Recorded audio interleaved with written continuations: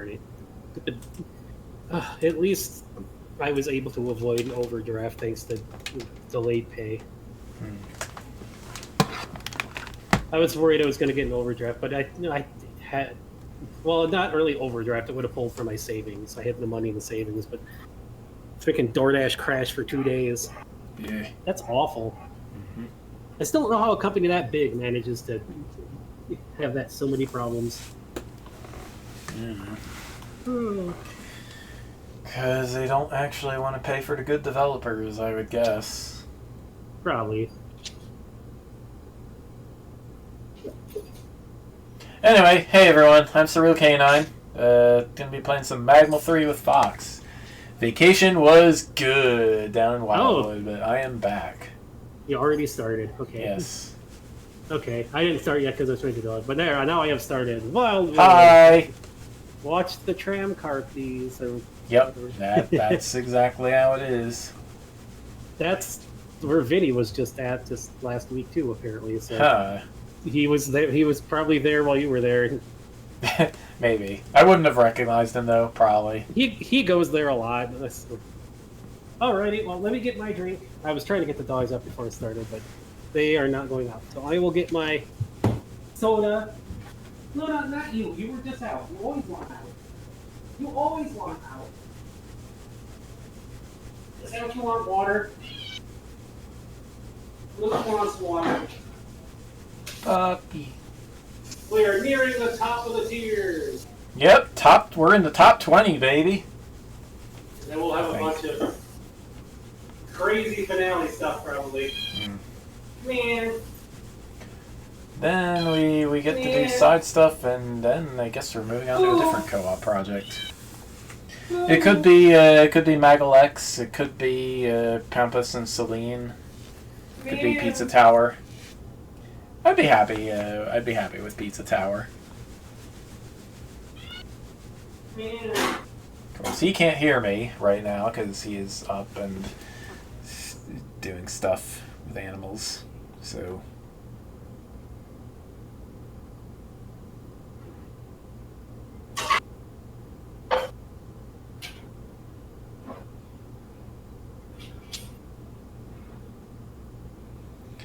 Let's see, I have no idea how to add him as a favorite.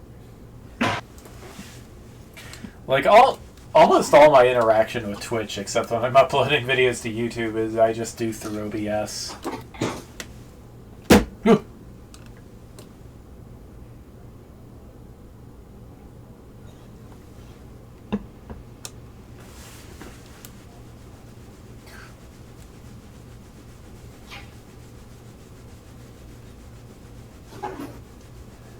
Yeah, you know, I didn't do a lot of ocean swimming over the weekend because the water was just too cold.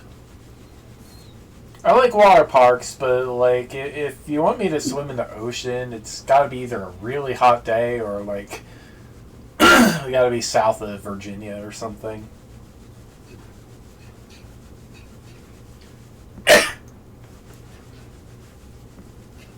Like, I went to the Outer Banks of North Carolina once, and that was great, I think. I don't know. It was 6 years ago.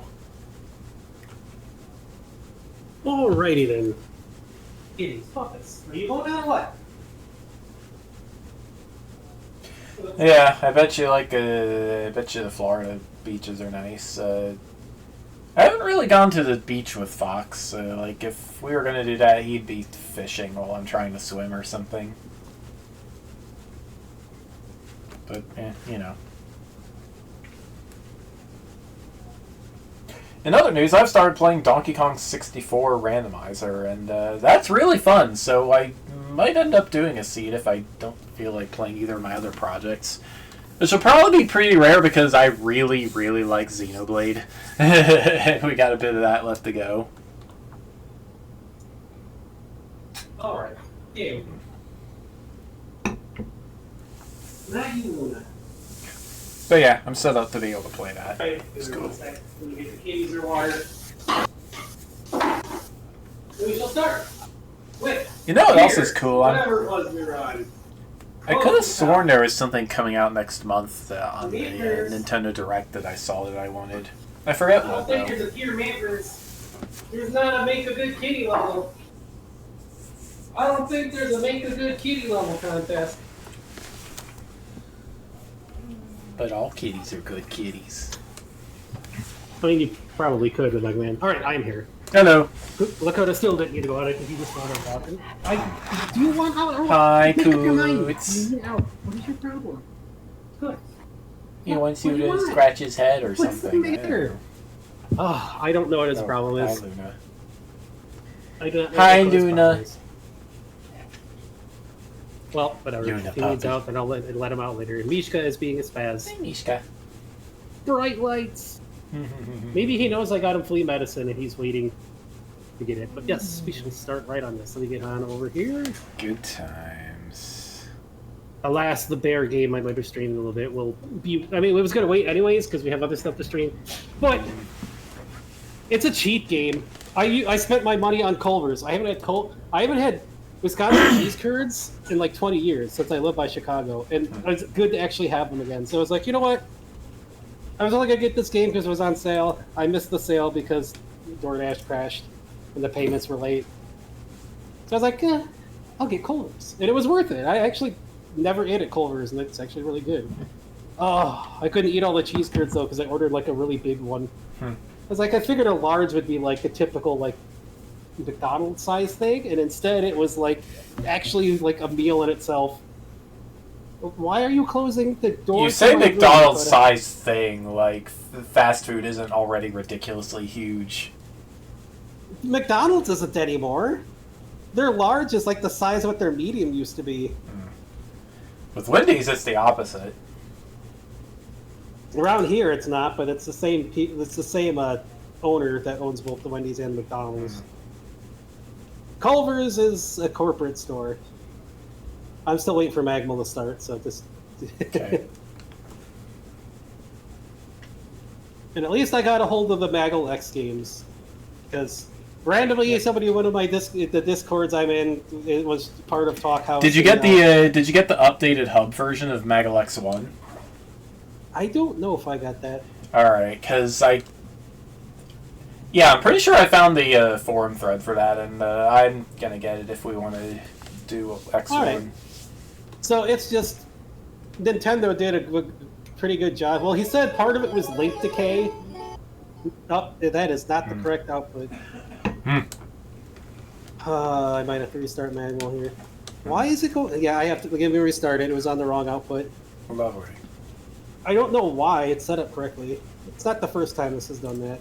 Wait, I know why. It's because I plugged in the stupid PlayStation controller and it always screws up the output. Flurble. Persona 3 Reload has been a thing so far.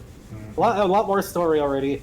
I'm playing on Merciless and it doesn't really feel like it doesn't feel like I'm playing on Merciless mode. I'm 1 and 2 shotting everything like even more than I was on like normal or like normal mode on Persona 5. It's so weird. Interesting. I guess they must have really made it easy.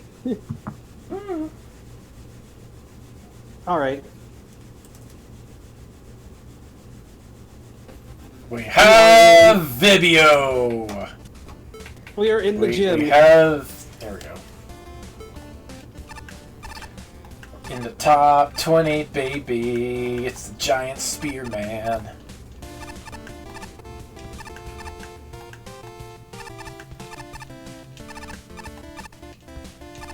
Bye presto, bye presto.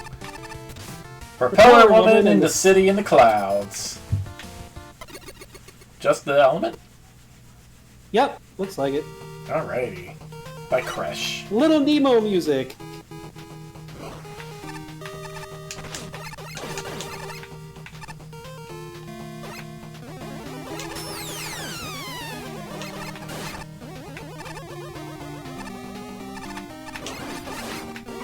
Black! Is that what this is from? This is from Little Nemo, yeah. Okay. It's the first stage of Little Nemo.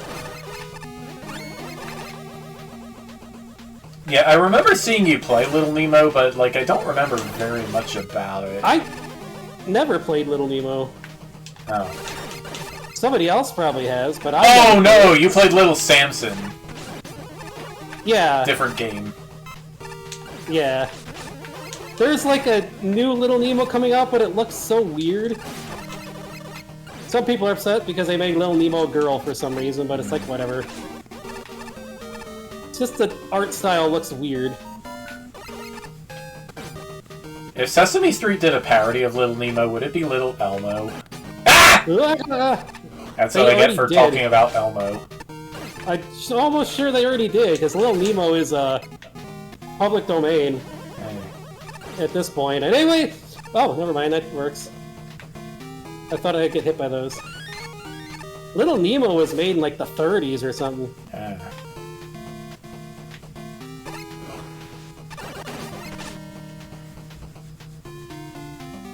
But like all the iconic characters don't look anything like they used to in the game that was being made, so it's just like, eh. Ah! Not particularly interested in it. Yeah. Checkpoint, baby! Hey there, Eddie. Thanks. Thanks, Eddie.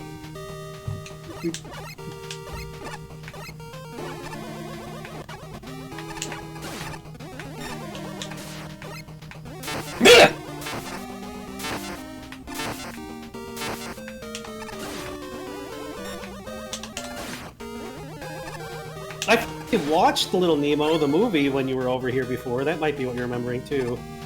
No, I don't remember that. But maybe I slept through that. I don't know. Yeah, it might have just been with Arik, I don't know.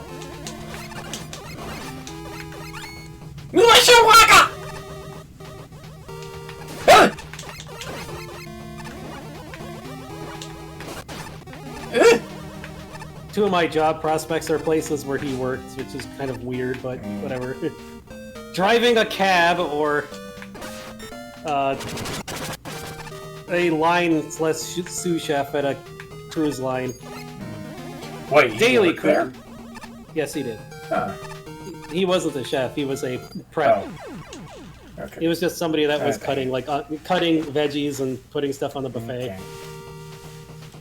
I'd be the one actually making the food with everyone else. Nice. According to the guy who recommended me, who was a chef on the thing, he said they like make food for like 2 hours in the morning to get everything ready to basically heat up later.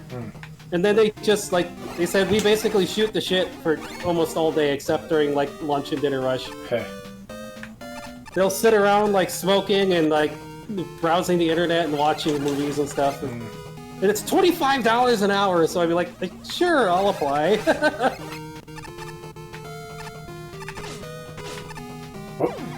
No, lag got me right at the end. Keeps happening. I did not write enough to the right.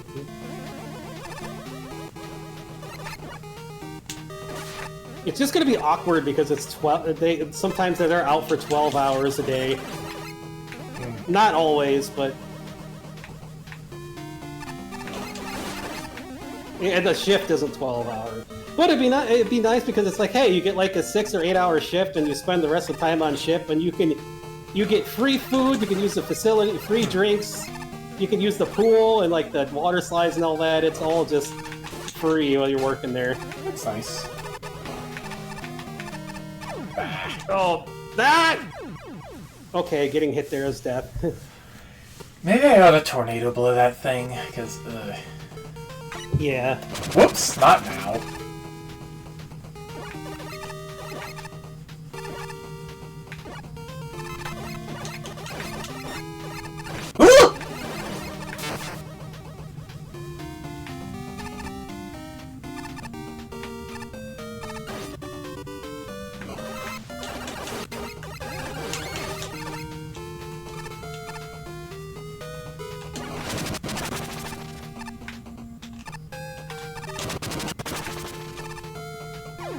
Ah! Well, jeez, that's a difficult jump. yeah. Especially with lag. It's not like the Magda theme's gonna help you there either.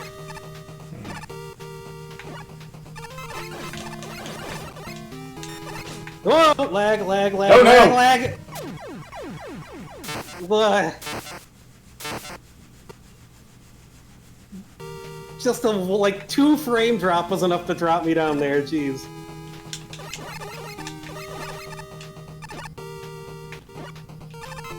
From what that person was saying, the co-op and the MaGMML3 games can be kind of wonky. I mean, it has been in completely understandable. Like, considering I've seen you play some of this stuff and they glitch out just on single player, I can imagine. But I guess that's part of the fun of it, maybe. Super Mario Bros. X, like, I've never seen a seriously multiplayer-oriented episode.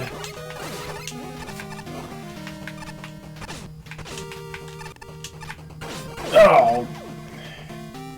I just take. Yeah, when I noticed it wasn't the instant kill spike, I just tanked the hit. That works. Rude enemy placement. Gotta wait. What? Oh, the wind went down there for a little bit. Yeah, it went down right after I died.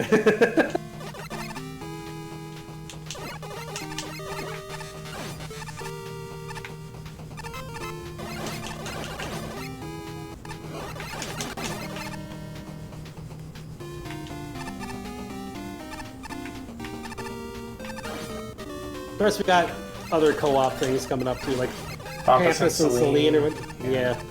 Pizza Tower, which I still want to do. Vicky and Ricky. Yeah. Made it. Yeah.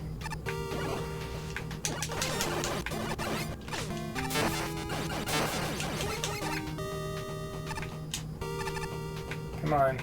Down, please. I think it only did that because it died. Oh, that is some tight jumping there. Jeez. Going up. Girl.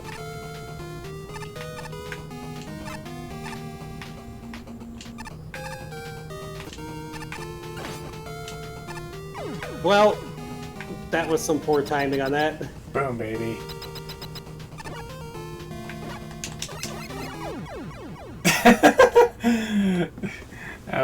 that was some good jumping.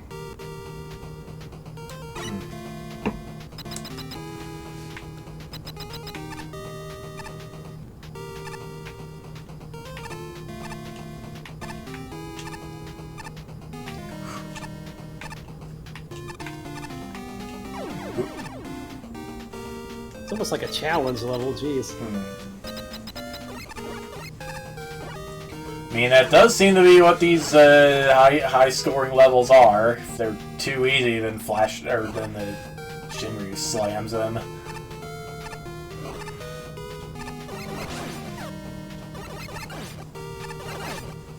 My only weird issue with this level is sometimes the wind effect looks like bullets. Yeah, it kinda does a little.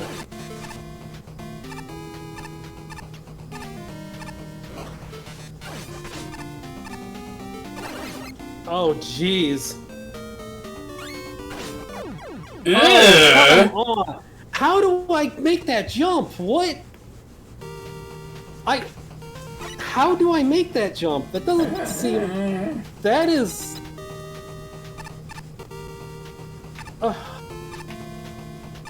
This level has some extremely mean, like, platforming. Yeah, bugger.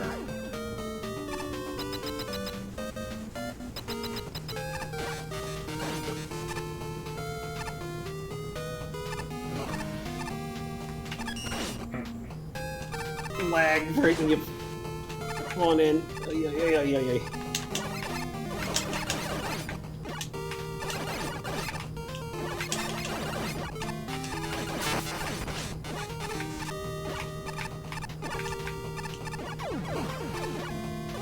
Oh, jeez. this is a... I gotta figure out how in the world to make that last jump. I don't know how you make that. It almost doesn't seem like you can.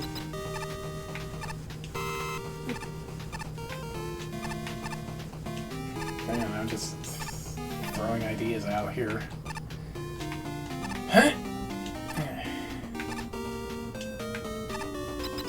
Because you can't really rush Jet down there.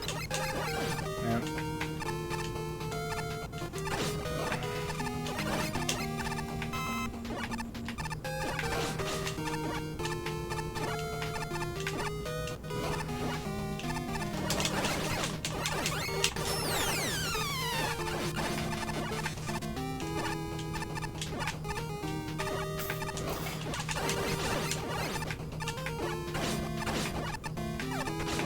Okay. Ugh.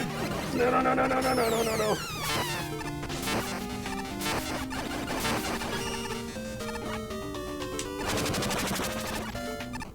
Yay! Extremely rude platforming, jeez. Yeah.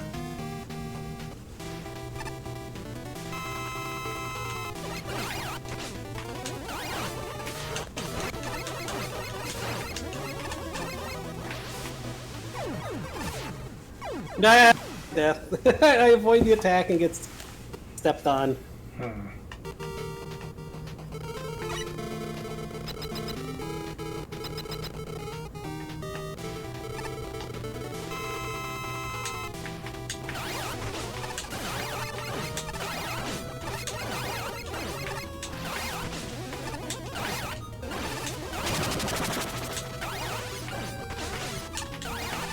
Oh, Okay, hi, Sans.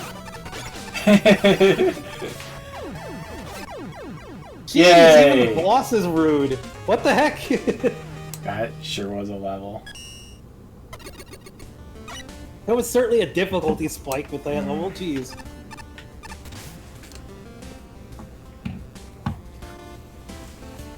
Bastion being a cat and sticking a single paw over the top of the dialogue box. Then a tentacle. The City in Clouds. Yep, we have an air stage. Propeller Woman is basically what we've come to expect from this classic archetype. Tight platforming, wind effects, death blitz, and a whole lot of blue. Doesn't reinvent the wheel, but it's still a solid piece of work. The gimmicks are a strong point. The wind benefits a lot from strong telegraphing, and it's used well, barring some annoying surprises. The cloud platforms are the best part of the stage. While the constant enemy death noises can be jarring, their usage is strong. Personal highlight is the 4-pattern platform room with all the spikes about midway through the level, which is both nerve-wracking and fun. The enemies were a bit more mixed. The custom enemies were solid with only a few issues. The cannons fire a smidge too often. Or glitches, one propeller consistently not firing when it spawned.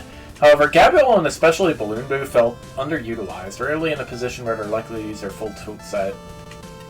But the big issue is the imbalance between deaths and checkpoints. While the spikes are generally non-lethal, it's still easy for a misstep to send you into a pit. That by itself is fine, but the length of time between checkpoints tends to sting. The biggest example is the auto-scroll into the final section. They're both fine on their own, but trying to do both in one sitting can make the auto-scroll tedious, and reflects poorly on an otherwise solid experience. Fortunately, Propeller Woman herself makes up for it. She seems like a typical wind robot master at first glance, though she benefits a lot from personality and proper telegraphing. Once she gets to half health, she pulls a desperation move followed by an upgrade moveset, which is very MaGMML3. I appreciate that. Between that and her expressions, she wins the more memorable normal bosses. While the stage is a bit rough around the edges, Propeller Woman herself is great. Looking forward to a rematch. There are two things that really knock down this level for me. Checkpoints and some very annoying jumps. Not for those, I think this would have been a far better stage.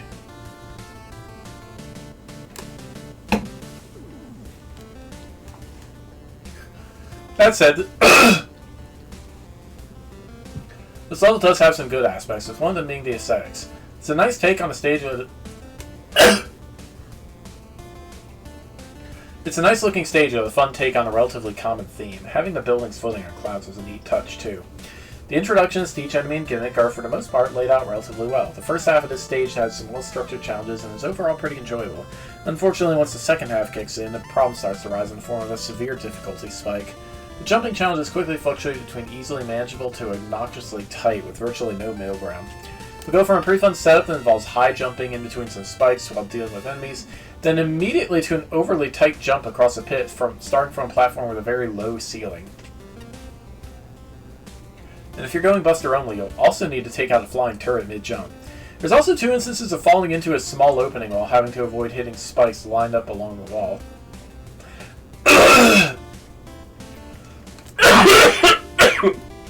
Oh, jeez. A setup that I've always found frustrating to deal with ever since Jewel Man's level pulled the same stunt back in 9. Honestly, if it wasn't for the boss fight, I'd probably be a lot harsher on this stage. Propeller Woman is tough to get used to at first, but unlike her level, I actually found her to be pretty fair. This is mostly because you actually get some decent leeway for avoiding most of her attacks. I'd say the only one that borders on being overly strict is a certain pattern where she summons wind from both sides of the screen. More specifically, one where you need to slide beneath them. That said, the fight is pretty fun once you get the hang of it. I just wish it wasn't such a pain to reach her. The City of Cloudsville, but enough about that. The stage has started out strong, but the experience kind of took a nosedive the further it went on. As far as wind levels usually go, they suffer the problems of overly precise jumps over bottomless pits, and enemies easily knocking you over while you get blown off tiny platforms, with the player unable to do anything to recover. The stage is unfortunately no exception, and those are the main cause of the dent in the fun store. While the wind particles can look pretty, they can be visually hindering in some areas, with enemy projectiles easily blending into them due to similar circular shapes. Yeah, use little leaves, even if it doesn't make any sense. Yep.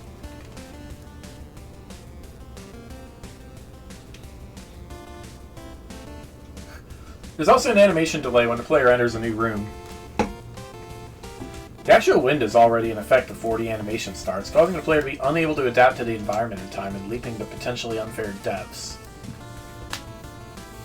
Leading, but, you know, also leaping.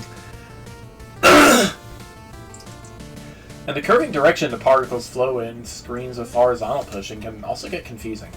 The particles moving upward could lead a player mistaking the wind would allow them to jump higher. Propeller Woman, while being an overall fine, fast-paced, learnable fight, ultimately left a bad taste in my mouth by the tedium of retrying the section before the end of the stage over and over, only to discover that the boss arena also uses death pits that you can get pushed into. The music is alright, but it really doesn't fit the whole Sky City theme in my opinion. The overall vibe seems to give off a sorrowful feeling to a supposed rather carefree setting. Sorrowful? I never thought Nemo was sorrowful. I guess it's just different tastes in music. I don't mind a stupidly hard difficulty as long as it's fair and surmountable with sufficient practice and ingenuity. Thanks to an efficient learning curve, polished and thoughtfully carefully planned challenges. Yes, thoughtfully planned challenges. The screen attempt that's close to ideal, sporadic power-ups, and niceties such as a warning arrow for incoming projectiles. This level feels very manageable. Long load times, a few sections that are pure murder without special weapons, and nearly excellent checkpoint placement are about the only reason why fun ever gives way to stress. I can forgive a couple of minor custom asset glitches, a few unnecessary bottomless pits that read as alternate paths, and the feeling that the level could have ended right after the exciting auto-scrolling section, because this is my kind of level. I love the aesthetics. Little Nemo is a great choice for the music. The graphics look authentically Capcom, especially to cloud platforms. And there's just the right balance between eye-catching movement, the animated cloud cities are my favorite, and stationary minimalism. The floating stuff perfectly conveys the direction of the wind gimmick, and I enjoy how the fluff suddenly drops from the sky upon death or a screen transition. Propeller Woman's victory pose is a nice touch. What resonates with me most is that this is a platforming level, requiring precise timing and the mastery of the movement physics to succeed. The well-constructed enemy roster complements the challenges, which remain tricky and interesting even after the screen's cleared of combatants. The fight with Propeller Woman demands a certain nimbleness in line with the rest of the level. In the tradition of the best Mega Man levels, there are numerous strategies to lower the difficulty without wrecking the experience. And as foolish as it is to raise the difficulty by favoring a buster, nailing the outrageous precision is highly satisfying. Pretty level graphics, cute new enemies, good vertical areas, challenging but solid boss. That's the basic review in a nutshell. Peeling back the nutshell, while some straggle the frustration line, the enemies do a good job of being a threat without ever crossing that line of bullish design. I'm thankful seeing how the entire stage is more or less Luna, please. Puppy. More or less over a death pit. Entire stages being spent getting knocked off of are the most unfun experiences in the platformer. Special mention goes to the little arrow signal that shows when the little dude gets... Okay, Luna, thank you. fired by the stationary, I guess, lamp enemies? Anyway, the signal, it shows where they are off screen. This goes a great deal to preventing this enemy from really aggravating the player. I'm not a fan of the segments where you need to weave into an indented floor whilst just avoiding spikes lining the wall. Once may have been fine, but this was a pace-killing trend given how their placement is just how tight they are. One final thing to mention is the gimmicks. The wind's introduced well, it's impossible to miss after all, and it helps make so many otherwise plain areas thrilling. Combining it with a rising auto-scroller is inspired. I'm sad to see it only turn up once. Even the basic depressed cloud platforms get more or less fully explored in their setups here. Just excellent work with the platforming aspect of the stage. Propeller Woman is a significant step up in difficulty compared to her stage. She has quite a lot of very tricky to dodge attacks, but that's okay. She's a very solid Robot Master fight. She'll probably kill the player a few times before they best her, but she just takes some learning, and has good enough tells that even the tighter to elude attacks can start to be reliable. Also, very much appreciate the restraint in not requiring the player to drain an entire second health bar to reach her second phase. Plus, oh my god, the sequence of air shooters that signifies this phase change only happens once. Thank goodness, given it's the hardest thing to avoid in the fight. Had it kept recurring, it might have slowed the pace of the fight down. As a one-off spectacle, it's fun. All in all, great boss. Is that so? Good, she didn't mess up the soundboard. We are on to Malware Man.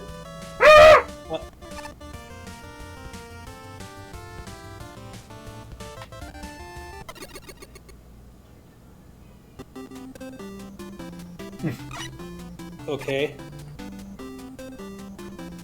70% sun. Oh, the computer. My computer has been hacked. This is likely the doing of Malware Man who lives in cyberspace.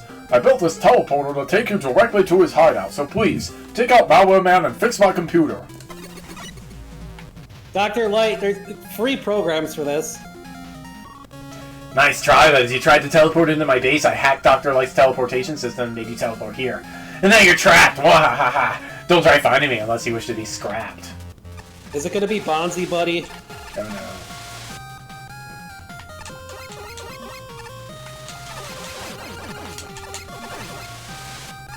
Hey, Amatsu! Yeah, that's pretty much how Battle Network works. That was the last RP session too, kind of. Yeah.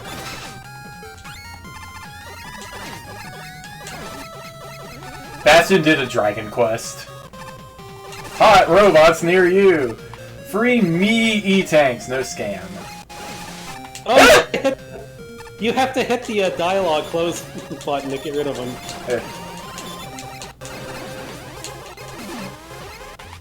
Ouija! Ouija! Complete the following offer to claim your free Trickster token. Fall down the sheep block tower. Okay. Wily hates them!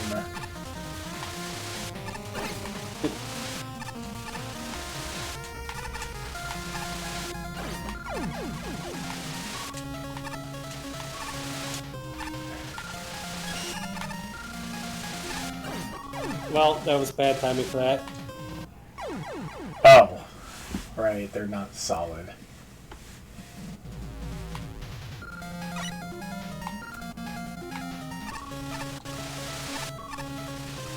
It's a pretty infamous flash, I just...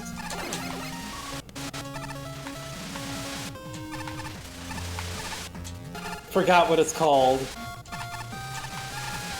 What, the scary maze game? What? I don't know. No? I have no idea. No, the weird Mega Man. Oh, I don't know anything about that. It's a Vine Sauce emote too. That's...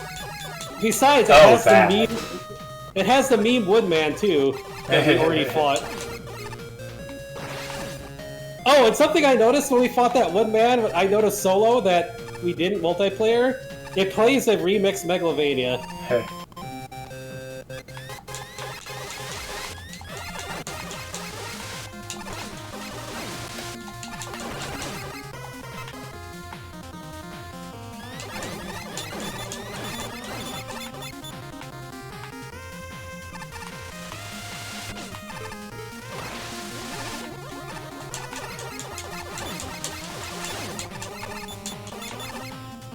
Hey.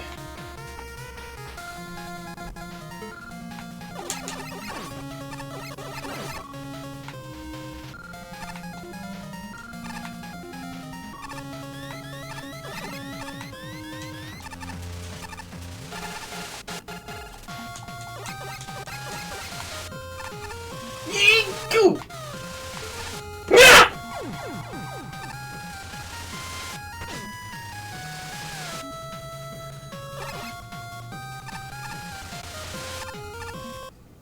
Ah! I hit right. No. Definitely seems to be a theme of much harder levels at the end here. Again, if they are too easy, Shinryu slams them.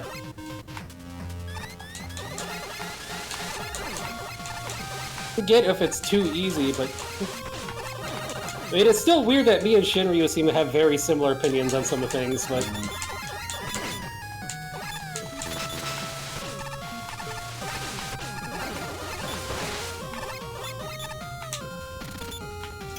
Man, these things are awful.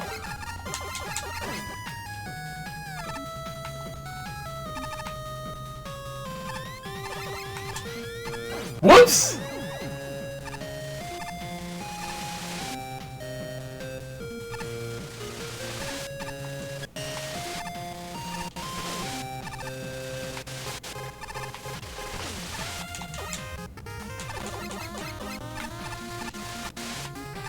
it's funny that we haven't seen much in the way of sheet blocks for a while. Now all of a sudden, they're showing up again.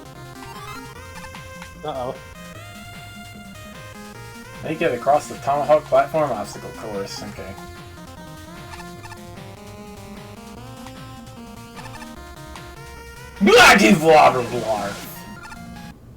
Oh. Lag death! You're dead. No! He tried to jump.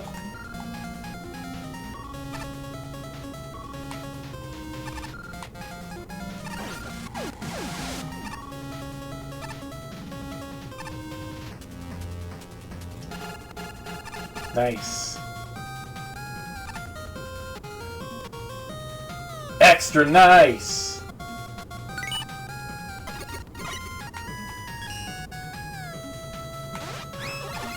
Oh hey, it's the cursor! Who is invincible. Invulnerable, yeah.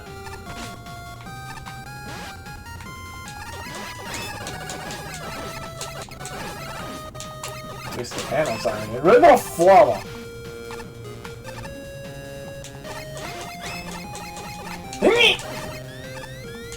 Schmurples. Oh no.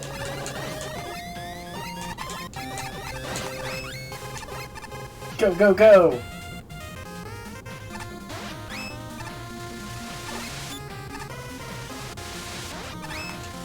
Ha!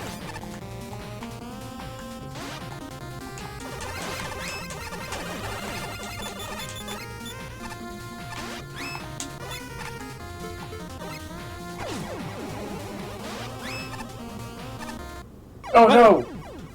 Get pushed off the platform, no. And we're all the way back here again. Yeah. So many invulnerable enemies is kind of annoying in this.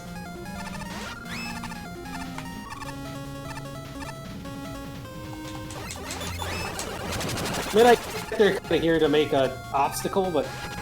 Oh! Really? Can be really rude.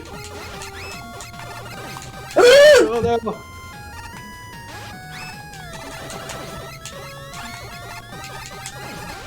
Are you okay, Luna? That was her hitting her head against the Oh desk. no! Poor Puffer.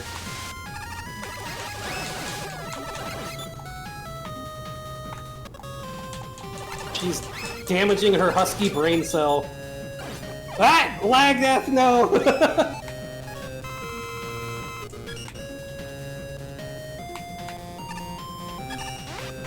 Ah!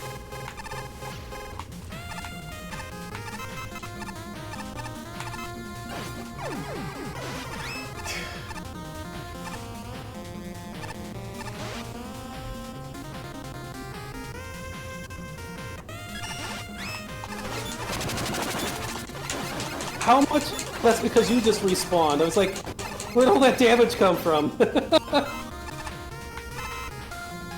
Complete the following offer to claim your free ticket. To find all the key coins to claim your free trickster token. Do you think this is funny? I'm telling you stop, or else there will be consequences.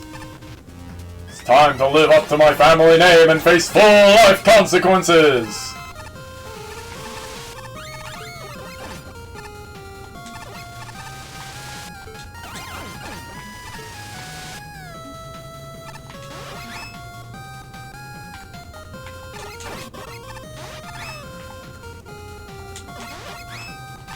Oops.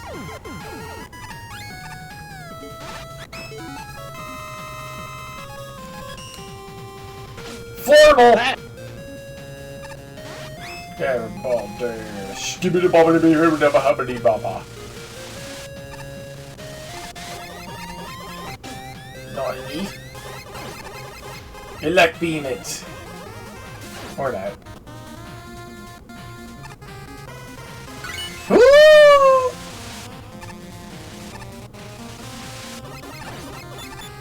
This is a little silly.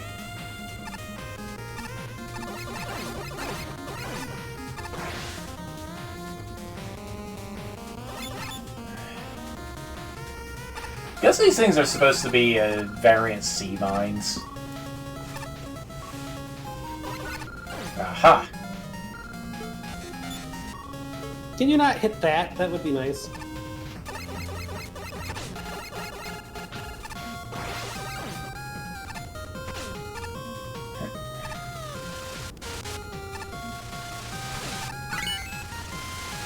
That works. Yeah. Ooh, nice dodge. How much health you got, dude? Thank you. All of it. MM. Or EE. M&Ms.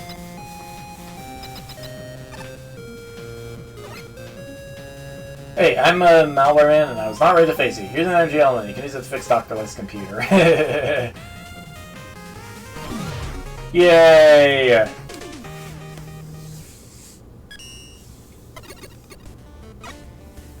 Okay then. Alright, I need some water before I read this review. All Also, right. 2 scores in the 60s. Huh. Weave! I expected Shinryu to be like patchy. Like, get, huh?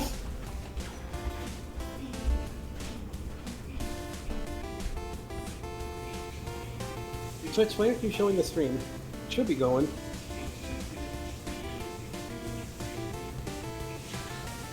Come on, Twitch. Interact together. There we go. Come on, Twitch. Hey, perfect. Hoi. Definitely interesting. How it's just kind of, it's definitely interesting how more difficult levels are suddenly showing up near the end.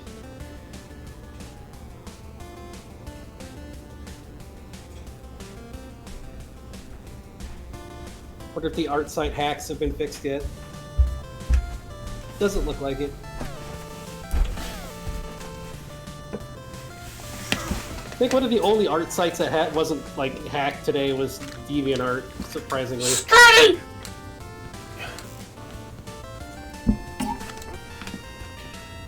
Alright, where was I? Hot robots near you! Wily hates them! Free E-tanks, no scam! Good grief, I've never been happier that Dr. Light's ad block is terrible. The pop-ups are nothing short of hilarious, and I adore how well they work in the level. I also appreciate the humor that is freetrickstertokens.com, and the individual challenges are just plain fun. The key token was a bit off, though. Collecting every coin leaves you with an extra, so it's a pinch broken. Besides the humorous element, the level is just plain fun. The sheep blocks are decent by themselves, but they work really well in tandem with the wall blaster, and of course, pop-ups. The virus mines are a nice twist on Splash Balloon's mines, and they hit the right mix of longevity and speed to make a fair challenge. Tunnel Hawk platforms are a little less interesting, but the combos with sheep blocks are something I haven't seen before. And tops everything off with the malware cursors, which provide an excellent halfway twist that just makes things more difficult. The only real issue with the level is Adamski. It doesn't add much besides being obnoxiously loud. Otherwise, Malware Man's level is super fun. Unfortunately, it ends on a really sour note. Boss corridor with no boss is disappointing enough normally, but the level before is super creative. The way it just ends was so disappointing, especially since there wasn't much reason to not have a boss. Twin Cannon worked pretty well with just one extra malware cursor, so I'm sure Malware Man could have been a reskinned dev kit boss with some extra minions. There's over 30 different robot masters alone. I'm sure something would have worked. Would it have been perfect? No, probably not, but it would have been an improvement over nothing. Still, from all my issues with a complete lack of a boss fight, the level before was still really fun. I just hope to see an actual Malware Man encounter down the line. I would have bouncy buddy that like has a clippy sword, or just like a clippy thing to do stuff with. Combine the classic malware. Gravity Man with an arena with spikes in it. I don't know.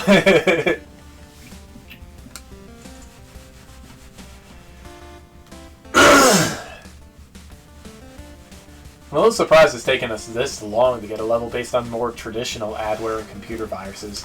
It's a fun concept to be sure, and I'd say the stage uses it to pretty good effect.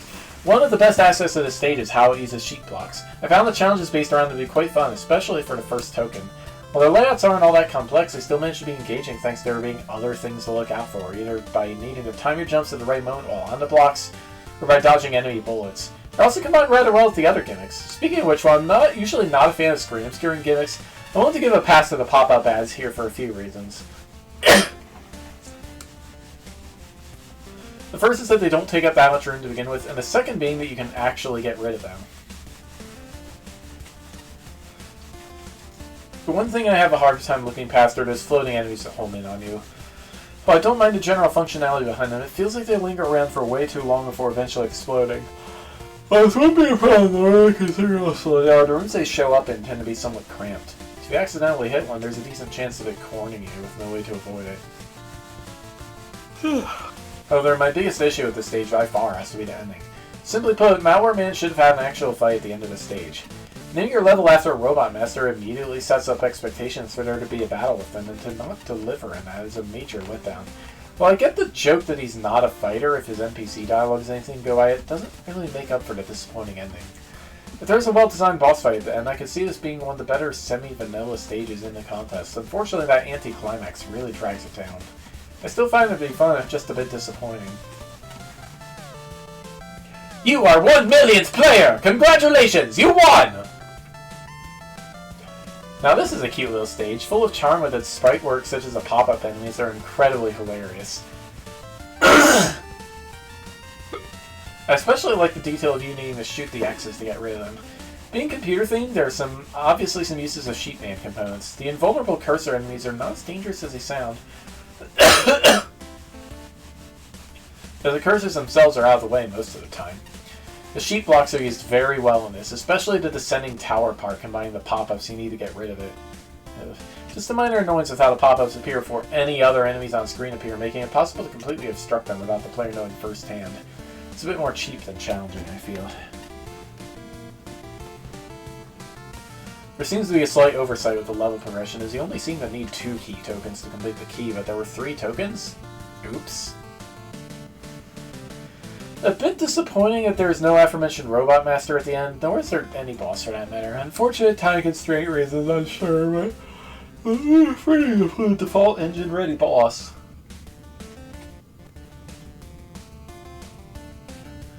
Warning, your level may be infected. Flashman.exe may have found WoWRWAN to be infectiously entertaining. The following files are likely causes. Story.fun, music.great, tilework.clean, theming.thoughtful, atmosphere.absorbing, reskinned octopusmine.creative, bosslogo.cool, checkpoints.appropriate, powerups.useful, tomahawkplatforms.good, sheeppuzzles.tricky, nobossfight.haha. Pop-up windows have been detected and they are funny. Recommended action: adjust some screens to maximize the inherent sneakiness of the pop-ups. For example, the underdeveloped screen to the right of the first token. Make them respawn and pull up one additional type of advertisement to diversify the comedy. Lose weight fast picture of a robot detaching its head from a body. Yes.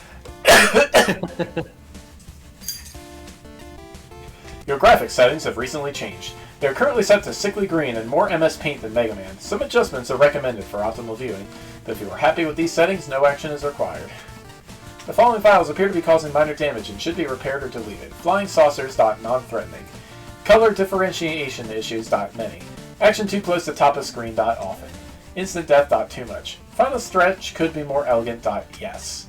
Dual token exit teleporters.please just one. Two-way transitions.why. The scan of the challenges has been completed. Summary. Token challenges are clearly labeled and part of the narrative, which is appreciated.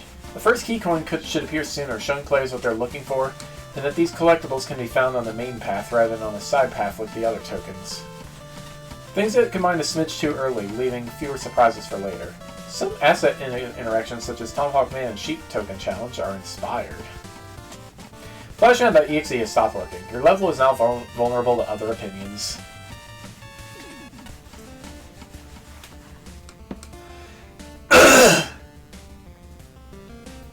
I must say, I'm surprised how well this level turned out. Given the first things you see are obviously memes, to see genuine thought put into their implementation and have them actually suit the level actually already elevates the stage compared to anybody else who has used memes in this contest. The level was laser focused where every element had its time to shine. I like how the Sheepman blocks are used for a different purpose just about every time you saw them, from platforming to puzzles and everything between. The Spade Token Challenge and the Room Before a Second mini-boss are really good examples of their use. Shoosh. This is a stage I first saw back when Liana was playing as Proxy. The pop-ups were a rather interesting use of the screen blocker. I grasped how they acted at first, but I was the one watching and he, the player, just didn't. That said, there were a couple of places where these combined very well with both the enemies and other gimmicks you chose to use, involving removing them in a limited time frame or hiding trapped enemies that the player could easily activate by mistake. I also really like the cursor reskin and the change in attack pattern, making it far more consistent, becoming a very good gimmick rather than a frustrating enemy. Checkpoint placement could have been better across the stage. The level involves a lot of waiting around and has quite a bit of instant death near the end of relatively long sections, making it a bit annoying to keep redoing these. I do feel a bit let down by a lack of an ending after all the build-up. The stage does not need to have a boss to finish. I think that the fast-paced auto-scrolling section here using the gimmicks you developed at the stage would have been a far better ending. The joke didn't fall flat or anything, but you did need a better segment beforehand. These are fairly small nitpicks over a stage that was thoroughly enjoyed, bringing the right kind of simple humor to well-thought-out gameplay and interesting challenges. Wah!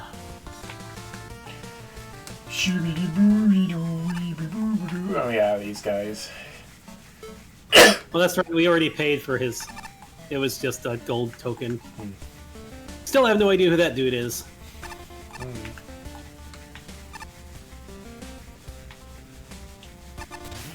Pipe Man! Programming, Scatman's World, Tiles, Quackman, Mega Man, Infamous Intent.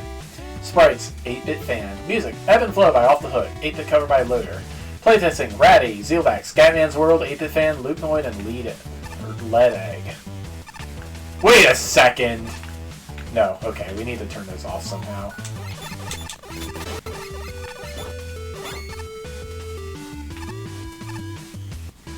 Nope.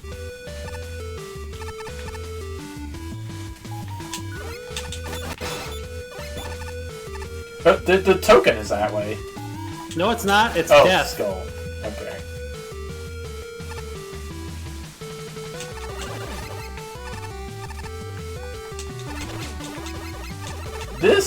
That's a rush, yeah, that's a rush bike thing.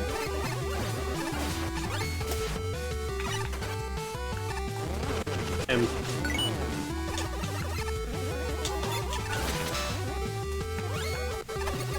Going in. ah! Yay.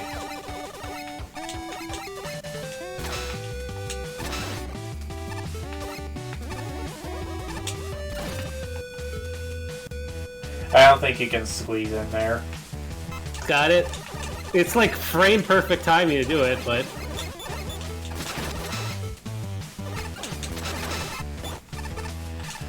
Oh, shooting the wheel does it. yeah. Okay, I missed that with the first interaction. Hey, Eddie. Yep. Wait a second. No? What? No, they're not like fireballs.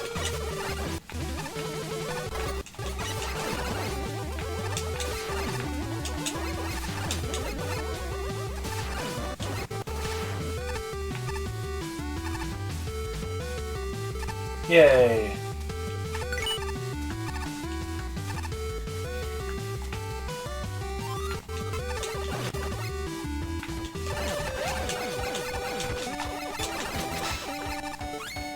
Two ways to go.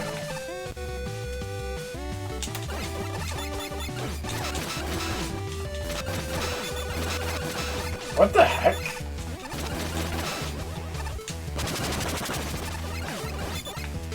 Eh. Oh, okay. I don't know.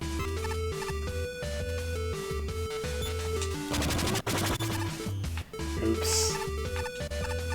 Broke reality, yeah.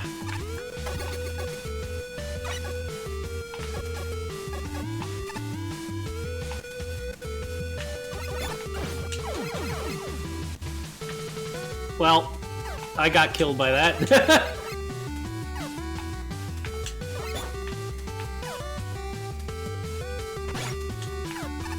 You can stand on top of them and they're on the water. Okay. I think you can just stand on top of them anyway. Wait, do we get... Up I guess and we go right. up. Yeah.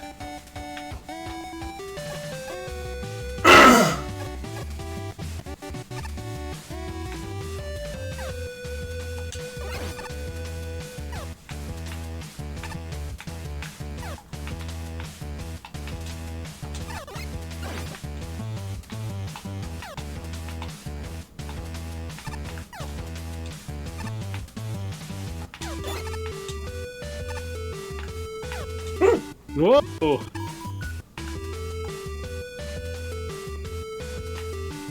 There's something to the left, at least.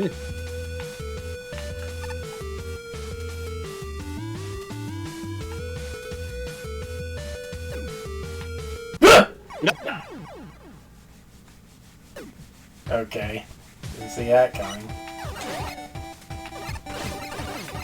Might as well go this way. This room is here in case you kill the tiny pack on the room above. The baby Perth have 99 health points. Oh. Oh, that's why he didn't die.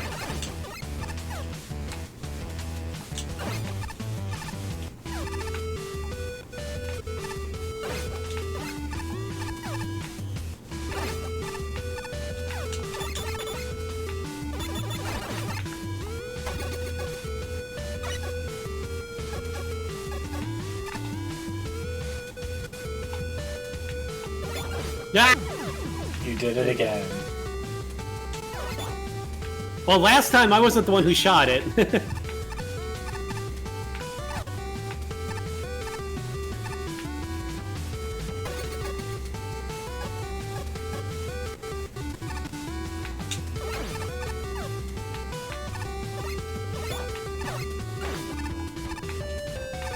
Jolly co-op.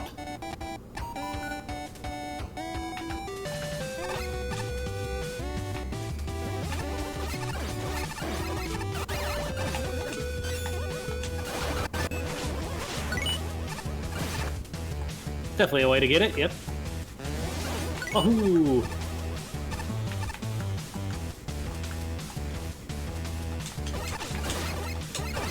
That's a little silly.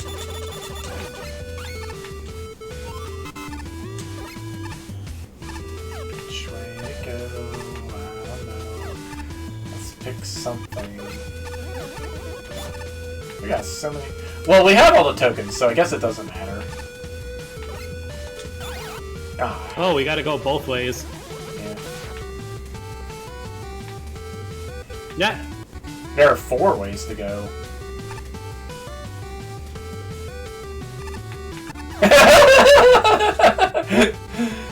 Okay, that's kind of neat. Hold on. Whoa, whoa, whoa, whoa, whoa. Might be able to... Nice. Frame perfect Mega Bustering! Oh!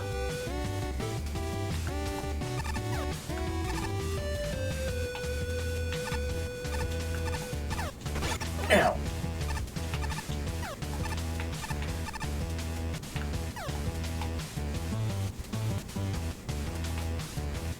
Oh, well.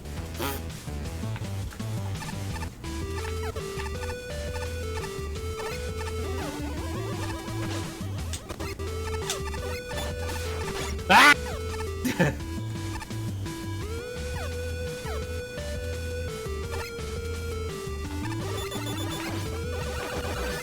Yeah.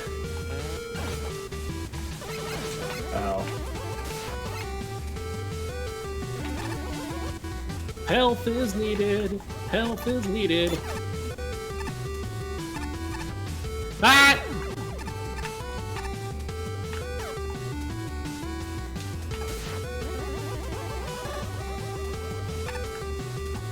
We might want to do an energy tank so we don't lose all our progress here. I don't know.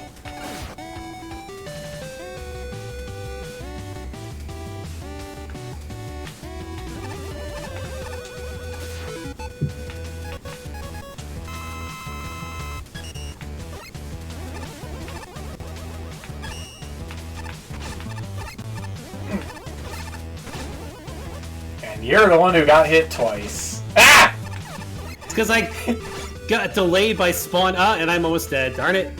I got delayed by spawning in. Where are you going? The wrong way, apparently.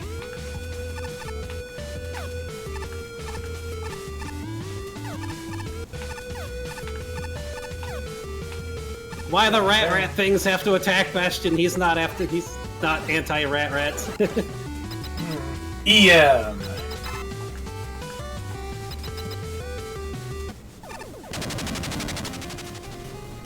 That's a big pipe.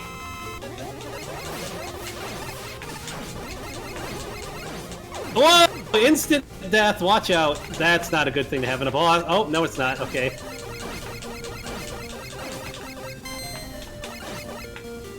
Ooh! Chalk Man. Gotcha. Construction of constructions. Cool. I like that. My heavy, maybe.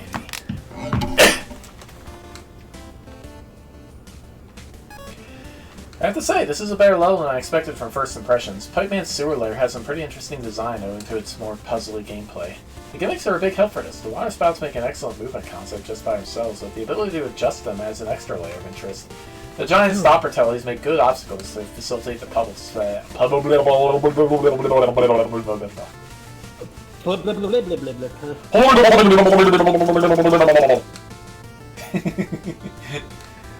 clear pipes are a fun way to get around, and they're effective for the mid-boss.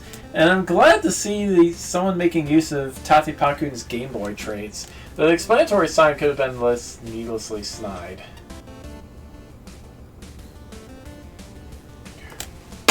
As for the other enemies, Mousabale and Fujin handle much better than usual, getting scenarios that are more than just charge shot bait. Meanwhile, Wrench Joe is an interesting opponent whenever he appears, and I like how he waits until the last one to throw in a shield. For that matter, the strongest part of the level is easily its difficulty curve. It introduces things in an effective and clever manner, builds them up as the level progresses, using mid-bosses and pipes to break it up, before culminating in one massive puzzle that challenges you on everything in the level.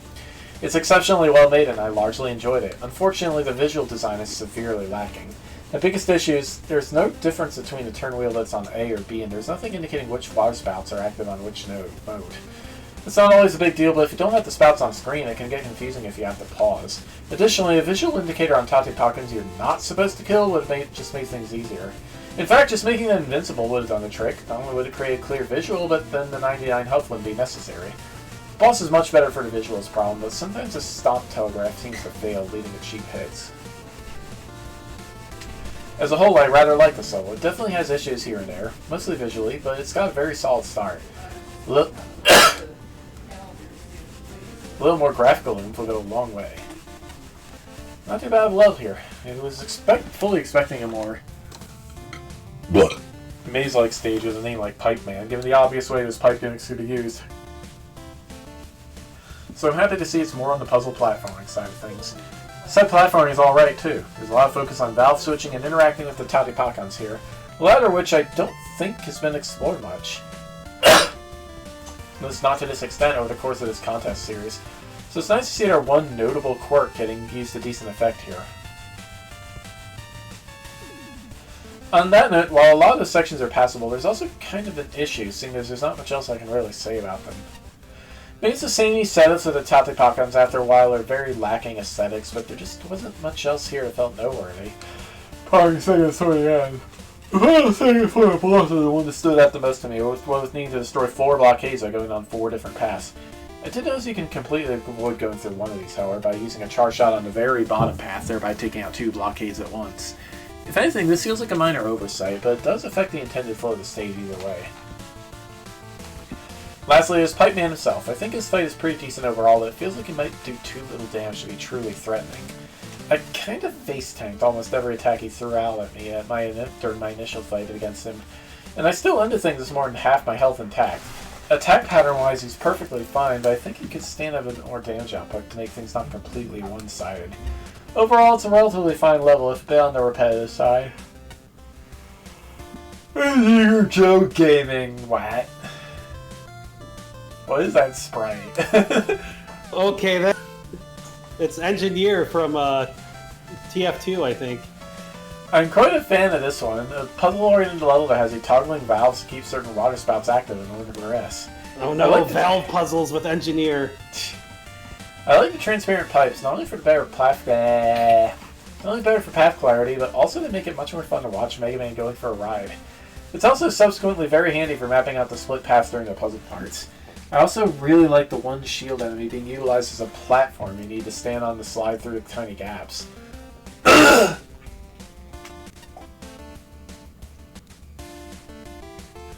clogs being enemies purely to be in the way is also quite funny silly, and brilliantly incorporated into the puzzle designs, putting the player through various side paths in order to unlock the final path onwards. Gives me the vibe of Maze of Death from MaGMML3 to a smaller and better executed degree. Sorry, Flash fan. It just reminds me, there was somebody I was watching that got on a stream who called it brilliantly. It just reminded me of that. Brilliantly. Okay. Like, what? It's like my grandma when she calls jalapenos jalapenos. Rendezvous. Rendivaus. No, it's Rendezvous. It's an adjective. I don't know what it means. I gotta get up and use the turlet. The boss is a chunky lad, surprisingly quick on his attacks despite the size. I'd say to increase the wind-up time for a bit of a better telegraph, but it's ultimately not too bad of a fight. I also appreciate that the ceiling spikes are not instantly deathly. Okay. Okay. as it can be a bit tricky to dodge the water spouts coming from the ground. There's one for Amatsu, which came from Cat, because he used to do he works as a IT for like Canadian library system, and he like the Northwest Canadians with the heavy accent. You always have the old ladies that go, "Okay, I'll help you, but first, I need to pronounce out and about in the boat," and they go, "Boot in the boot in the boot," and then the guy would like giggle. They would like giggle for 5 minutes on the phone, and they just keep going, "Boot in the boot in the boot, boot in the boot in the boot." Oh God, Midfield. From the elegantly minimalistic graphics to the laser-focused challenge design, this level does so much with so little. A handful of enemies and gimmicks combine to create one meaningful, memorable screen after another. I love the token placements, the accordion action of the Tate Pakan towers, and the section that channels MaGMML3's Maze of Death and arguably executes it better. Sorry, Flash Man.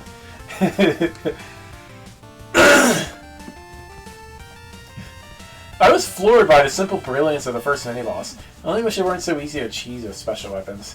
I only wish is generally my harshest criticism of anything here.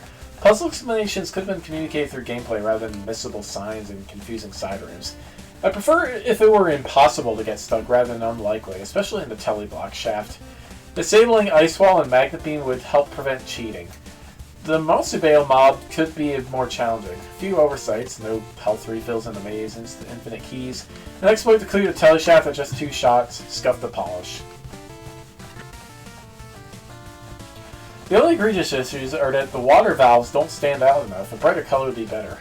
Walls and pits are easily mistaken for screen transitions due to undesirable gaps in the architecture. And that one Tate Pakan water spout sliding puzzle is finicky about vertical alignment. Importantly, everything else is excellent. Challenge progression and checkpoint placement are spot on. Custom sprites look highly professional and fit the theme nicely. Joes are actually fun here, and I could stand to fight a couple more. The boss is well programmed and satisfying end to the level. This feels very close to a. Oh hey, I don't need the keyboard anymore. This feels very close to a Capcom level, and I love it when I can say that. The stage has some interesting stuff and is very on theme. I overall enjoyed it, but both its issues and strengths are rather specific,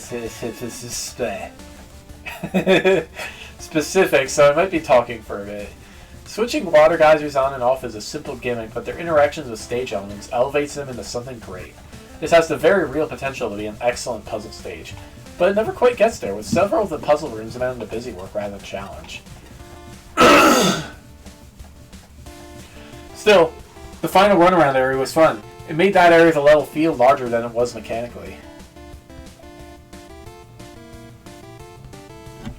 Tile work is good, animated background elements of course make it better, but it does become rather dull to look at. I think you need more fully tiled background segments to hide how repetitive the tile set really is. Even Pumpman, one of the more boring looking modern Mega Man levels, had fully tiled background segments. But thematically, the stage is great. Having to clear blockages to make progress is very on point, along with just enough themed enemies to really sell the level's motif, resulting in a stage that really fits Mega Man's universe. A genuinely awesome music track doesn't hurt either. Playman itself is an enjoyable fight, at least when his tells work. I really like his design, and the amount of detail in the sprite's animations is excellent. He has an interesting suite of attacks, and the variety rivals the Mega Man 7 Plus era Capcom Robot Master. Unfortunately, as stated, his tells don't always work. When he uses the thin water spout attack, the actual graphic sometimes fails to spawn in, resulting in effectively unavoidable damage. It's a shame, as this really puts a damper on an otherwise excellent boss fight. My biggest issue with the stage is how conveyance is handled.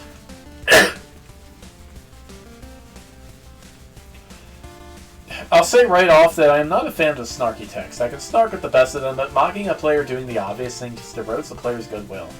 It doesn't help that variants of enemies act differently. If you're going to have invulnerable variants, a reskin would have been preferable to just explaining it. But a really small thing hurts the stage a fair bit. There is not much in the way of visual cues to whether or not the valves that control the geyser gimmick are on or off.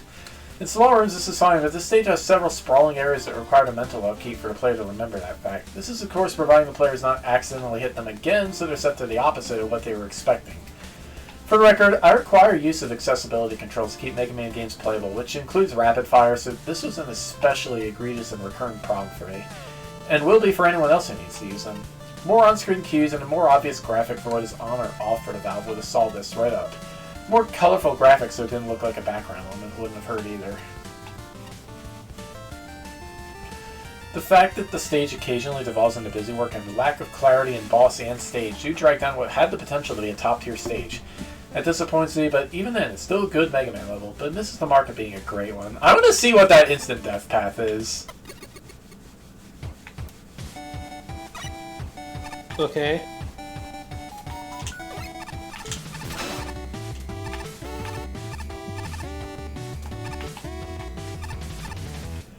This area is under construction. Please turn the other way and continue with the level. Thank you.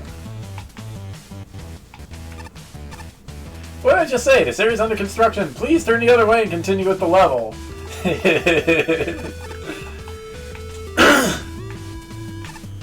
Oh look, spikes. Maybe you should turn back.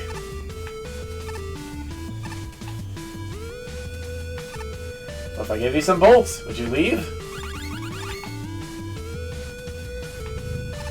Okay, this is my last warning. If you continue now, you won't like it. I see, your own discretion.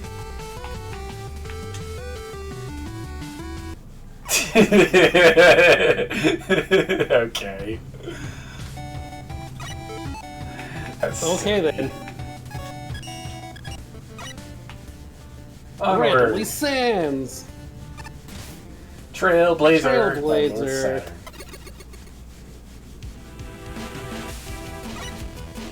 Oh no, it's Battle Network 4! The entire colony is in disorder due to his havoc. We need to rearrange our entanglement platforms and fight our own security for us in order to get to him.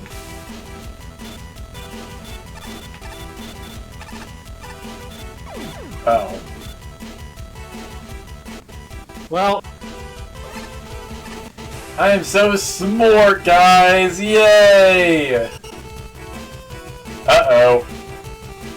well, that's like, did you just hit start? Yes, I tried to respawn. Video game!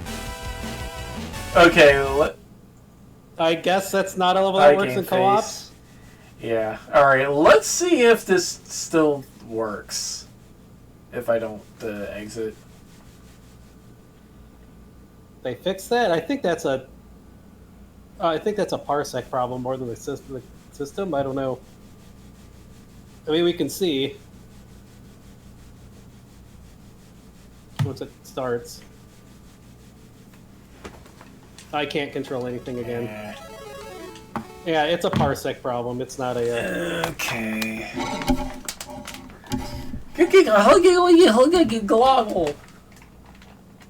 Well, we're certainly being the ones to like play test the co-op here. Huh? Yes. Hold on. I'm going. While that's loading, I'm going to. Man, how many crashes is this now? A lot. Yeah.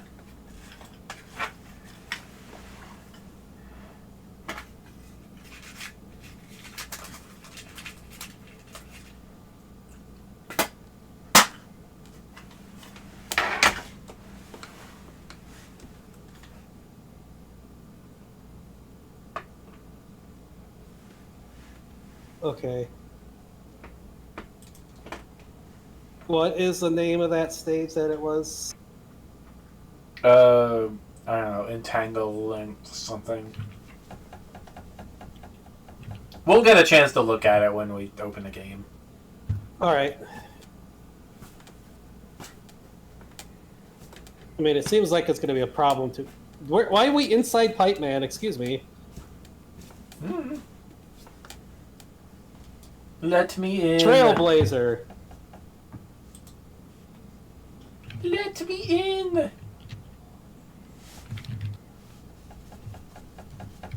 Hold on. I will post this for Amatsu since I have not joined that Discord yet. Incoming. Another crash report. If you can even read that. Jeez, hold on.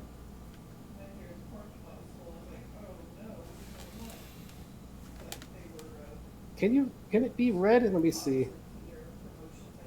Jeez, okay, that's kind of hard. Let me see if I can correct this somehow.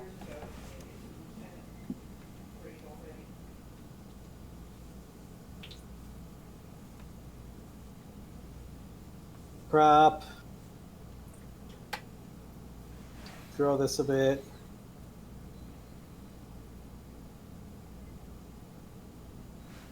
That. I like that. You can't even read it. Oh, it's trying to grow this. It's hard to read. Whoa. Do I look like I know what a JPEG is? I can't get it to do better.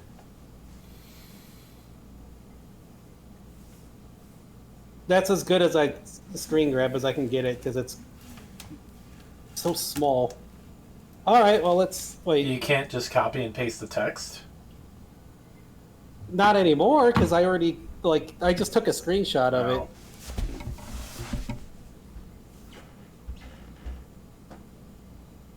Hold on. Can you?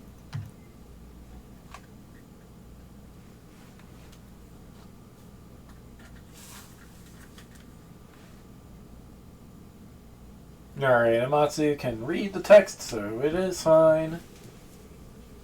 Okay. Why are you Microsoft, why are you opening Bing for no reason? Screw you. It's the Bing Okay, dynasty.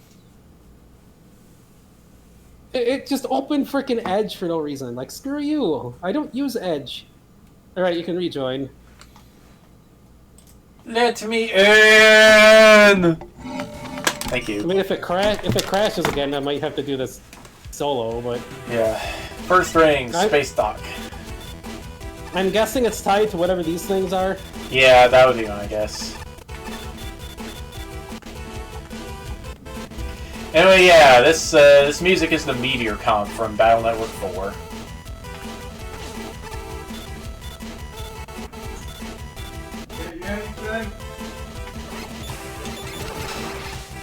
Ooh, plushie.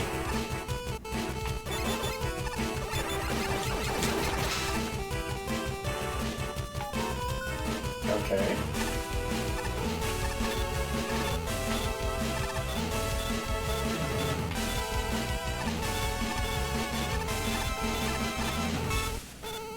Teamwork!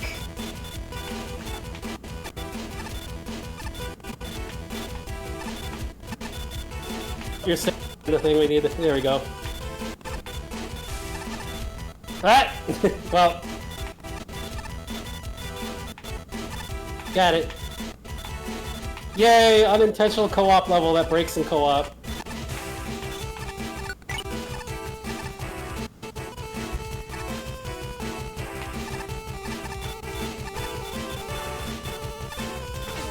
Yeah.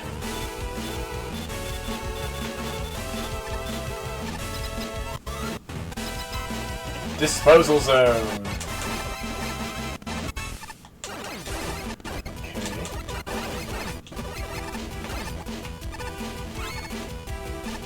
That was a token there, wasn't it?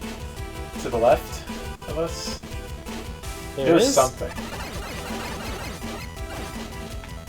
Oh yeah, there's something here.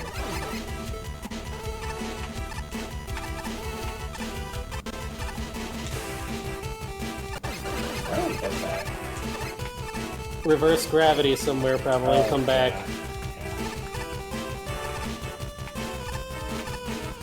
Oh.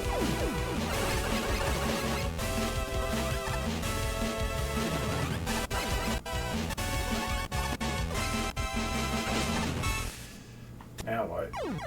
What? That's I that's a live wire. I know, but I'm not saying what about that. I'm trying to figure out where we get to the token from. Ow.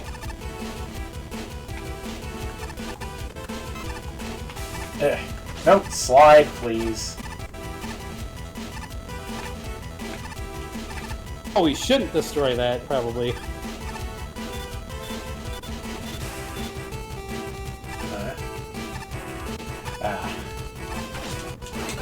Ow.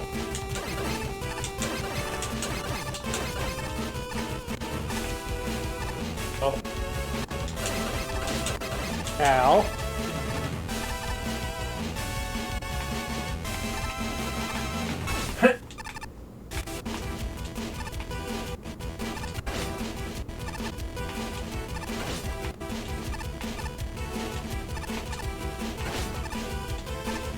Nice. And I'm dead.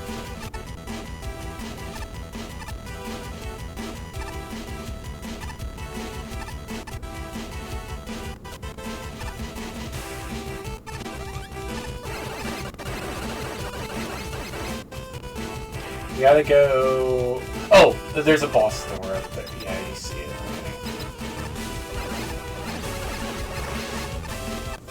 Okay. Now I wouldn't hit start until I'm out of here, because these weird things are in here.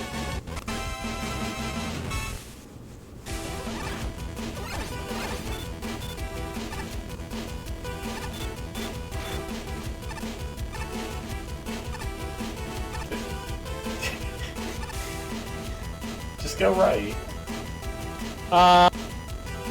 Maybe, yeah, as long as I can still get the token. Oh, well, that sure was something. Wait, wasn't that a checkpoint room? No. I get... It wasn't. Looked like there... It looked like there was one in there.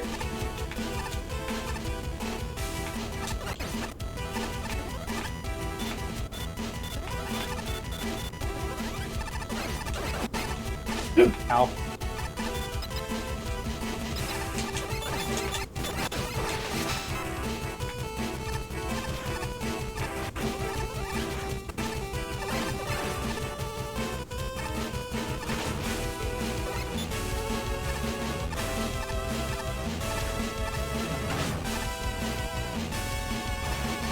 What if... no, that wouldn't work.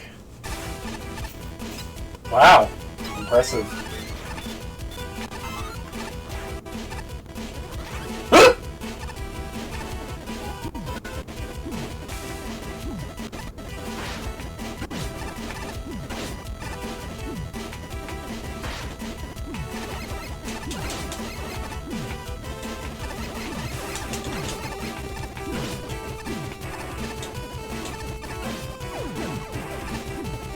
Yay! This stuff does a lot of damage, jeez.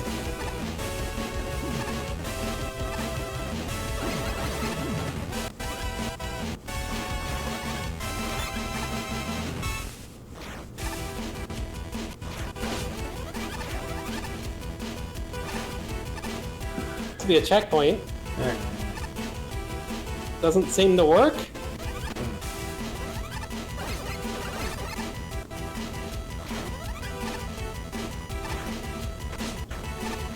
That arrangement of live wires is giving me Psychic Wolf flashbacks. Psychic Wolf? Yeah, from High Seas Havoc. Oh, yes.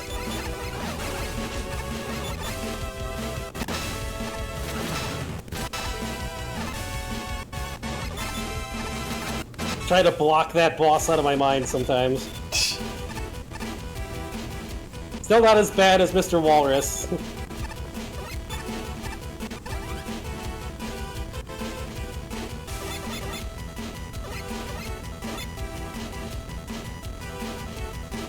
I mean, tornado blue. Can't, it's blocked. Really? What? Yeah. What am I supposed to do here? Wait, what? Elect beam?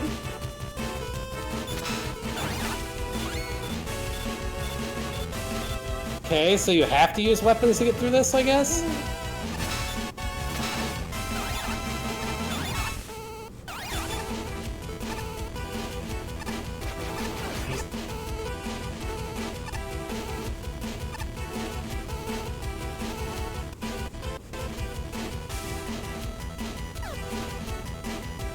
This is a checkpoint too, is it not? The heck?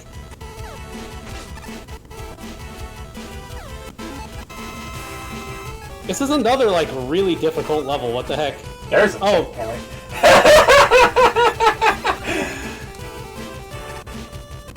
Weird checkpoint. Oh, hi, Dark Man. It's Dark Man? Isn't that just Gravity Man? Maybe it's Dark Matter Man!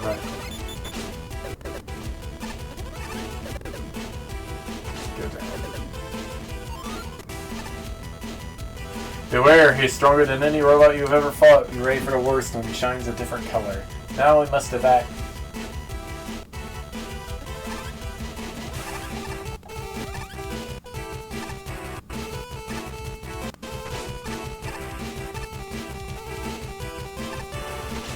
This is so much damage.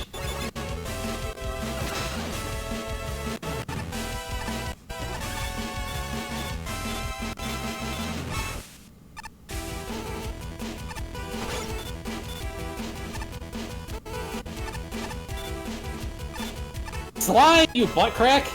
Jeez, we're gonna have to use all our energy tanks on this level. This is crazy.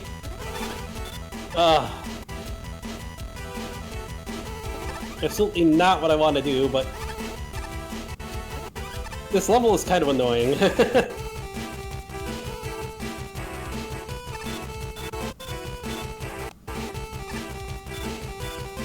Why didn't that work?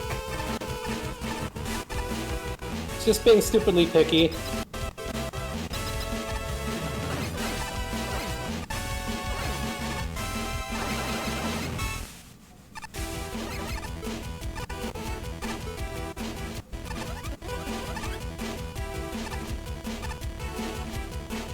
Times of hardship may bring enemies together to contain a greater goal.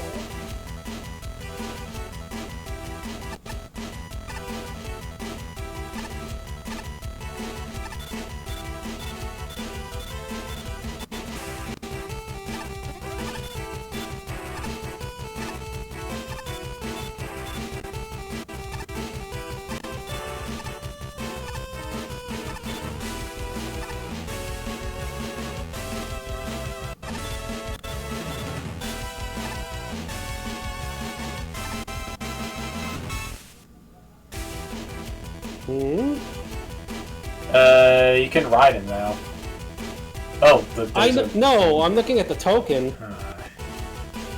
There's gotta be something hidden somewhere.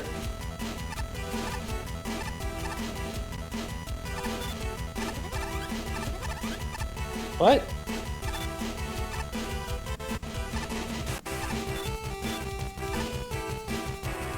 I don't know where that's...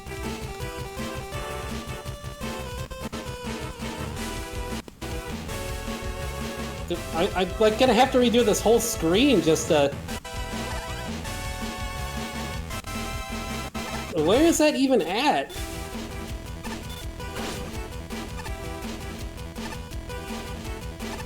I see it. Here.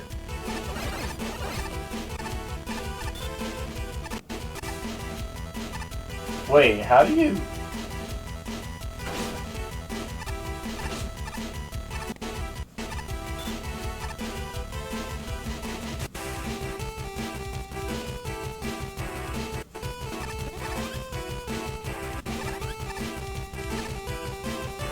Kind of terrible puzzle setup here. Like, this is, like, honestly kind of bad.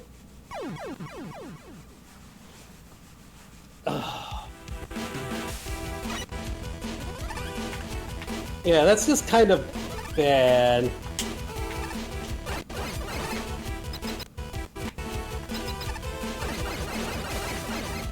We can't get through here like this, I think.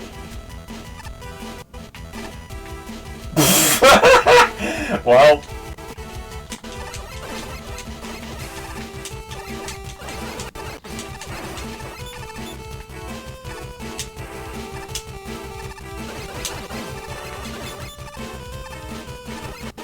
Wait a second. There we go. Okay. I don't know if that's the intended way, but if it works, it works. I think it is.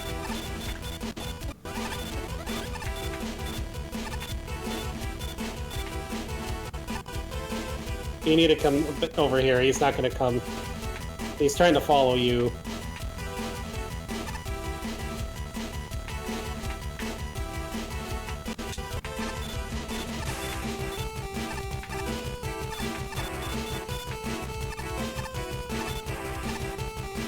So many puzzle stages, man. Puzzles are cool. Sometimes you can't just sit over there. He's not gonna follow.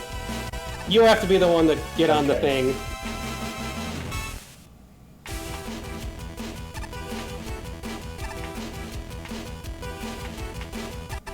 Oops.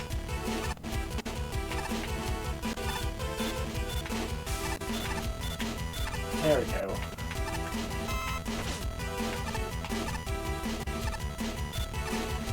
Wait, what happened to the other... The other what? There was supposed to be another reflect block there. Dunno.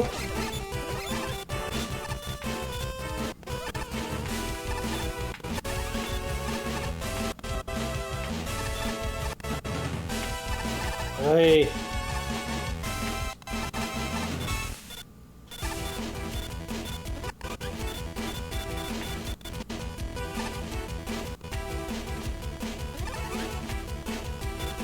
Oops. This is so annoying. What? What just happened? Why did I just spontaneously... What just happened? You zipped into the wall somehow. I just got a privacy security thing went off on Parsec for some reason, and I died. What? What? When you were doing something, an alert went off on Parsec saying security, something protected me from something, and I died in the thing. Weird. What the hell? There. I can't respawn either, so it's just...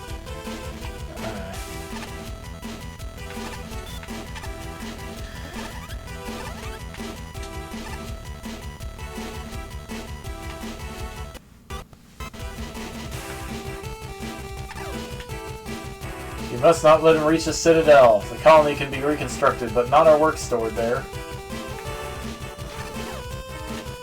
Okay, hang on.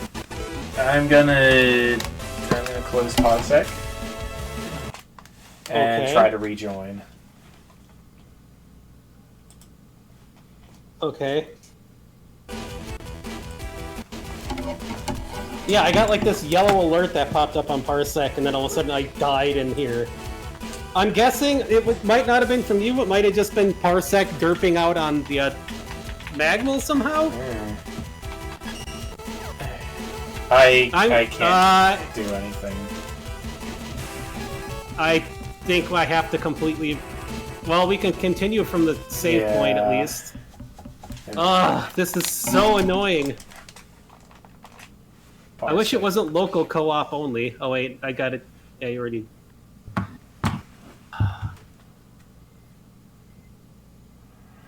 I don't know why Parsec keeps putting me as the second player all the frickin' time. It makes zero sense. I'm the host. Why am I always being put as the second player? I don't understand what the heck Parsec is doing.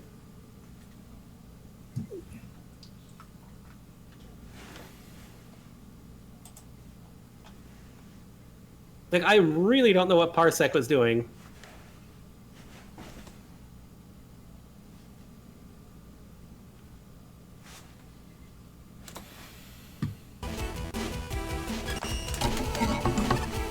Back to adventure.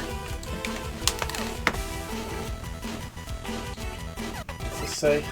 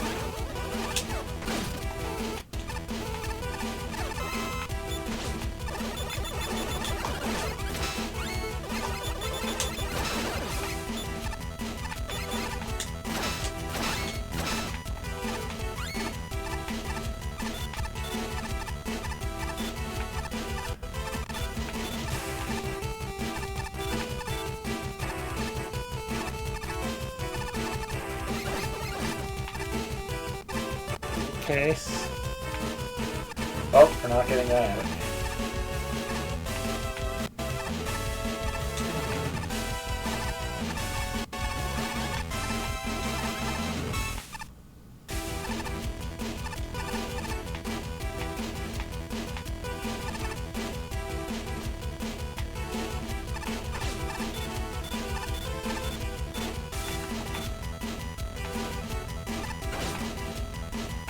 So much damage, jeez.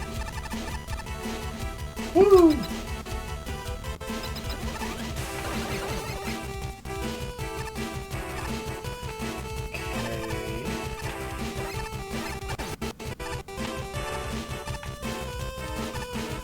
Alright, well, first of all, we need to find whatever that's entangled with. Or... Oh! Shenanigans!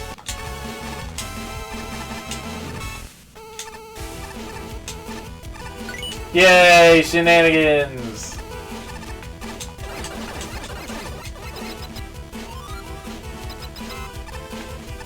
Co-op shenanigans!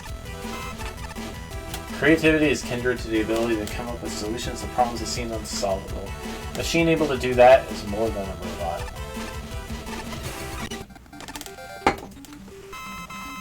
High gravity, dark man guy, I guess.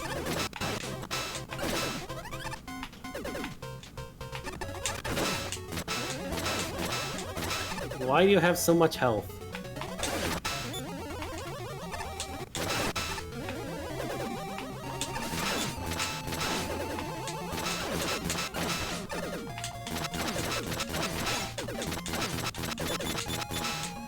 Oh, and now you're invincible. Why? Now what?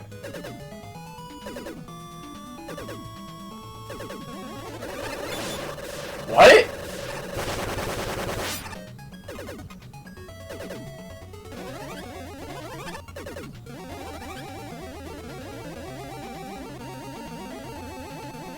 Gotta bait him out better?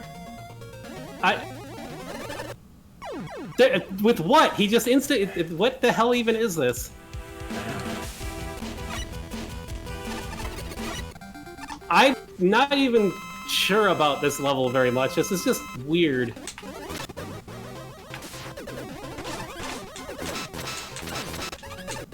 Like, what?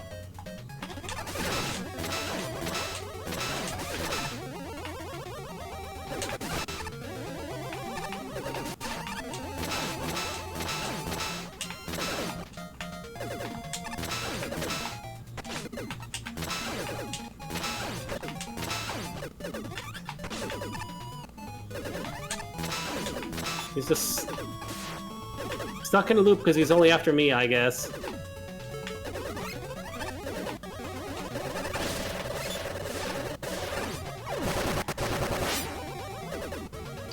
I understand nothing.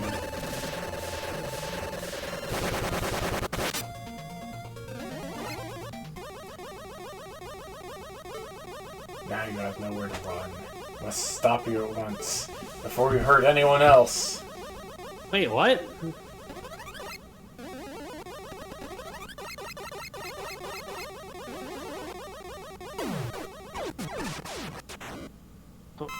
Okay.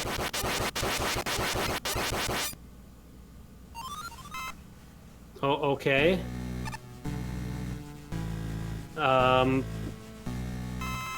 Who?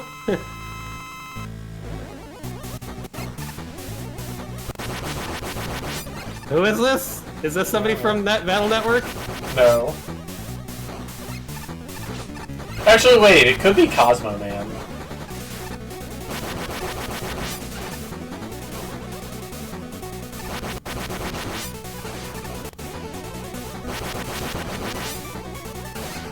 This level commits a bunch of sins that gave earlier levels like bad ratings, so what the heck?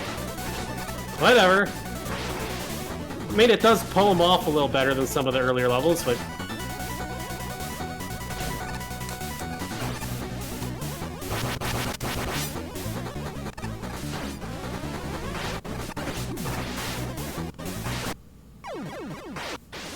It wasn't able to pause at all. Again, that glitch is still happening. patience and perseverance, the wise can read his enemies and turn every hit into the building blocks of the most powerful weapon. Knowledge. Okay. But yeah, I don't know. That was weird. I couldn't pause or anything. I'm going to guess this is actually more like Electman, maybe, is his weakness. Since there's that still weird glitch with that keeps claiming Break Dash is the weakness.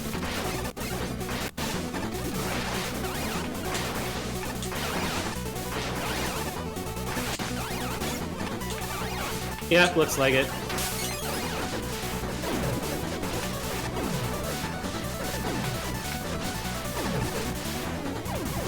Okay, jumping kills you, basically. That's something.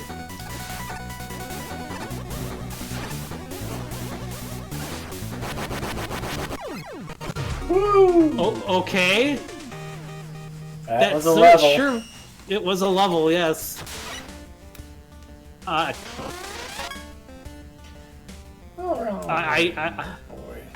don't know. That level seems kind of weird to me to be up this high, but it's still a whatever. It's not Three terrible. scores It's over just 80 weird.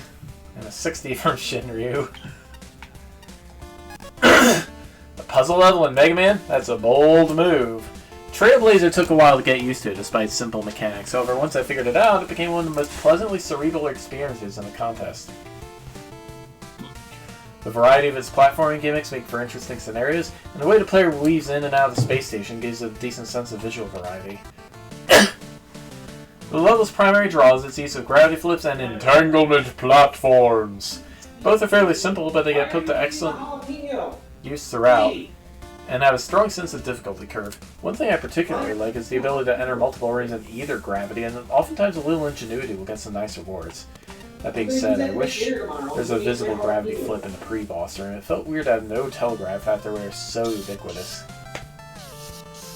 Meanwhile, the lighting blocks and the sparking wires are excellent obstacles. Simple, but the platforming challenges were extremely useful as breaks from the puzzles. I definitely wish there were fewer wires along the way. They got claustrophobic sometimes. The other thing I appreciate is how the level evolves throughout. Initially, you're dealing with simple entanglement puzzles and elect beams with gravity flips introduced fairly quickly.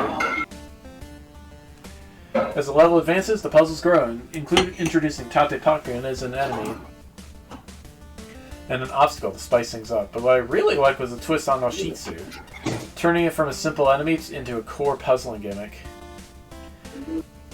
This was just the right level of change to keep things interesting without making the gameplay unrecognizable. Top it off with a huge climax room and plenty of checkpoints, and this has an excellent design sense once you're used to it. Unfortunately, the boss fights are a little mixed. The Sentinel makes a decent platforming obstacle, but as a boss, he's an annoying, over-glorified gravity man. The cutscene death in particular felt unnecessary. It would have been more satisfying to take it down myself. Thankfully, Cosmo Man makes up for that, even if his lore is a bit overwhelming. It is Cosmo Man! He has a little too much health for my liking, but he makes up for it with entertaining attacks at just the right level of challenging the fair. He's an excellent climax, and I'm glad he's here. I just wish his cohort had a better fight. I need water and bile. Yeah.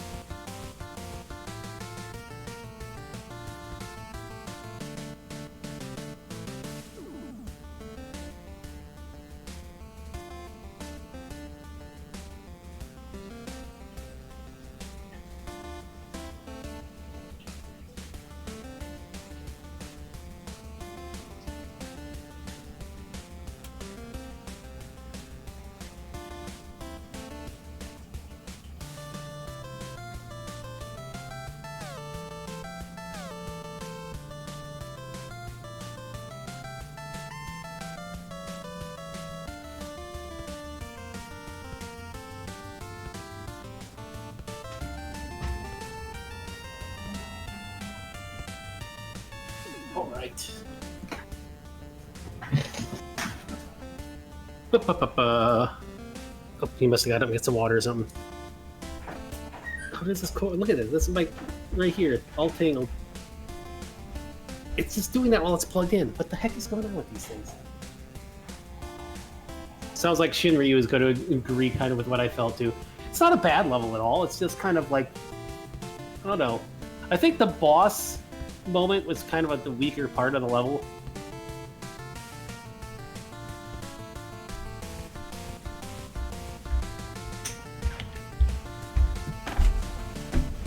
That's my opinion here.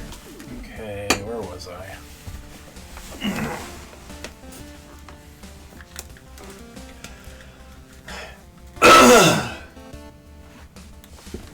This is yet another level that I'm torn on whether or not I actually enjoyed it. While it creates puzzles or interesting gimmick usage, I wouldn't say it works out for each and every setup. Of course, this isn't to say it's all bad. There's some genuinely well-designed puzzles here involving Mr. X platforms, especially in early parts of the level where you need to flip your gravity. The puzzles typically aren't long enough to affect the pace of the level too badly, at least in the first half. Even a few more things get thrown into the mix, like the green Tatepakans. Up until a certain point, I was generally getting into the stage, but that unfortunately wouldn't last. As the level progressed, I found myself getting more annoyed by certain puzzle elements, mostly the modified Oshitsu Osaretsus, the green pushing enemies. While I like the concept of guiding them to set spots in order to cross gaps, the execution ends up being pretty finicky thanks to them not always cooperating. It feels like you need to sync up the platform and their movements perfectly for them to actually work. Apart from that, the other major thing that bothered me about the solo is the visuals in certain sections, the mostly purple and low gravity ones. It's only grown on me since, but during my initial playthrough of the stage, I found the combination of damaged looking tiles and dust blocks to be rather messy. I get that it fits with the general theme of the stage, but I don't think that should compromise how coherent the level looks.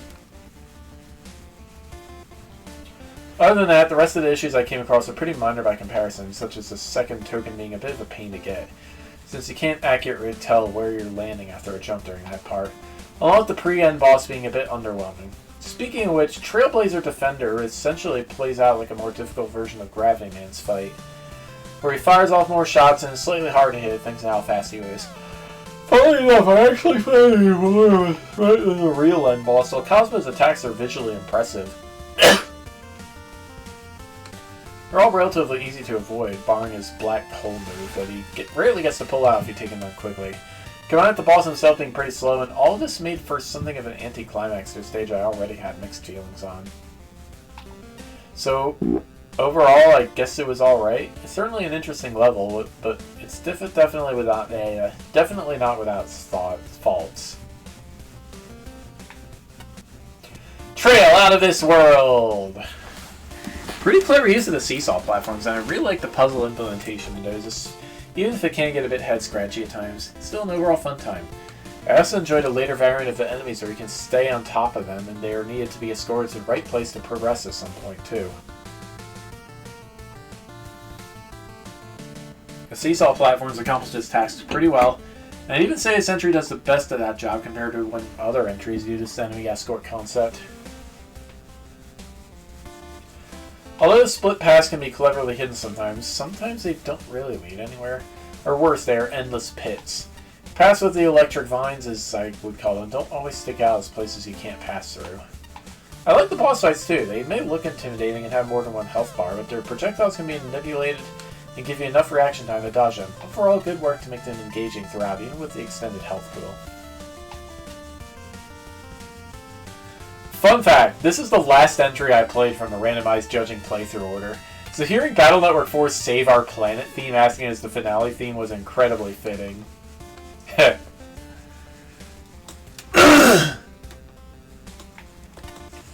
I know a few players might wish for a skip teleporter. I tried to give them one, I was outvoted.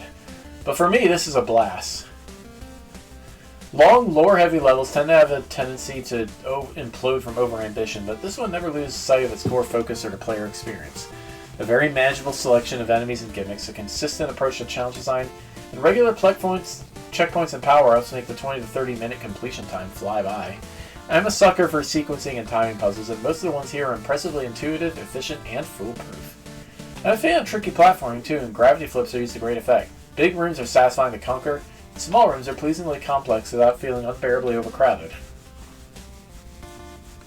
Despite extensive gooping around, I only found a couple places where a design didn't account for accident-prone softlock-seeking shenanigans. The only puzzles I had problems with invariably involved an enemy on an elevator. Although the sound fonts are jarringly different, all the music fits perfectly, and the main theme does wonders for maintaining the appeal of the level this long. Pop-up text gives a feeling of accomplishment and excitement upon reaching each location. Elaborate, right on the cusp of distractingly elaborate, graphics impart a strong sense of place. The attention to detail is stunning. Graphics that indicate which direction the electricity blocks will fire, subtle background details that help flesh out the story, etc. Admittedly, the story needs a little more fleshing out. The first text box almost gives enough context. It's very easy to overlook that the background computer consoles are interactable. Still, I like that the refreshingly unconventional boss fights tie in with the story, and we get a preview of both bosses' abilities earlier in the level. I playtested a version of this level that was intended for MaGMML3 but never submitted, and I have to say, I'm incredibly proud of how much it's improved. The stage lies on a knife edge. As a puzzle stage, some people just do not like that style, especially in Mega Man. It's rather long and has some fairly brutally difficult segments. I do not think this will be universally loved, but I think I do. The stage really clicks with me. Let's be upfront, puzzles are usually at their best when multiple solutions are available, and that includes solutions not intended by a developer, so be it. So, the weapons. You disable 2 of them. The screen clear, which makes sense, is when solutions involve enemies. This would have been the game breaker too far. And I'm admittedly not sure why water shield is among the disabled weapons, so I'm guessing it's a similar idea. But the rest of the options are there. You can in fact break screens in twain and bypass puzzles in this stage and go about this level in what I can only assume are unintended manners with the slide into passages with Magna Beam, an ability I've been forced to get good at judging the contest.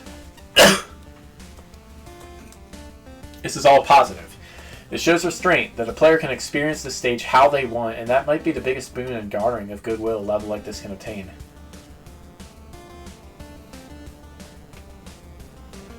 Many stages in this contest in an effort to have a pure experience as the developer intended. Disable utilities and weapons so the player gets 100% what the developer intended. But here, we have restraint. So I applaud that. Mega Man is all about players forging their own path through the games. I think the restraint shown by the stage goes a long way for me. It allows me to enjoy this at my own leisure. I think a few areas are a tad too clever by half, and there are more than a few screens that are a tad tedious going in the intended method. This mostly applies to the few rooms that require a lot of back and forth to clear a solution, and these often felt the rooms which felt the most punishing. But the puzzles grok pretty well for me overall, and weapon usage can really help speed through the stage, allowing this to be fairly replayable. It's not an instant death heavy stage, but there are enough rooms out of pits that death comes easily. And it's otherwise super easy to misjudge jumps, landing often onto those damaged cables, and your health bar drops pretty quickly. Thankfully, the checkpoint is rather generous, although the final run to the boss door pushes it, and even on repeat visits, I found myself burning an E-tank in the final rooms just to be safe. The atmosphere and that Battle Network music are top-notch, but the little touches fix a great deal it could have easily otherwise annoyed. Let's say the beams from Like Man are much easier to notice ahead of time with the new graphics than they were in their source game, in my opinion. And to end off, let's talk about the bosses. I understand why the Gravity Man edit is there, I think. Try to lower expectations of a rather intentionally mediocre boss fight to set up for a final big bang. Honestly, I think he slows the endgame down way too much. He's just too basic for his own good, though the twist that there's gravity manipulators to really speed up the fight is appreciated. He's rather dull and a bit of a sore spot on the stage, but then there's Cosmo Man. What an edgy boy. This is everything original to character Donut Steel roll into a Robot Master, and honestly, this is a really fun fight. Was Cosmo Man. Where's Cosmo Man from? Battle Network 5. Oh. Honestly, this is a really fun fight. Challenging, but not oppressive.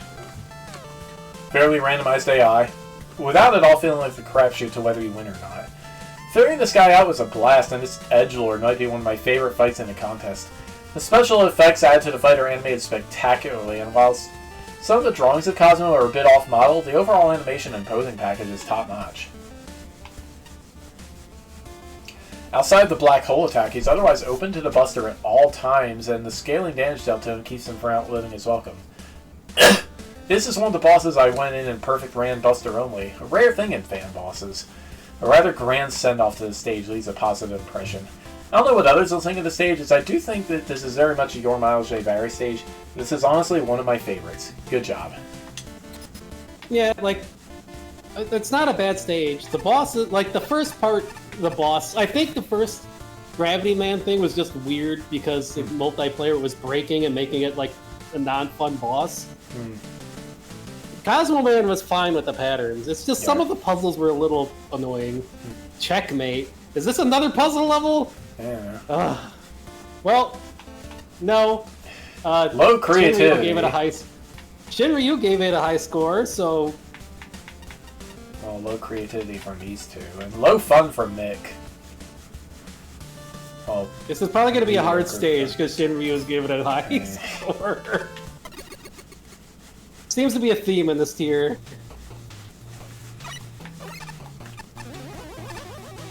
Jitteriness! Is this gonna be Kingman?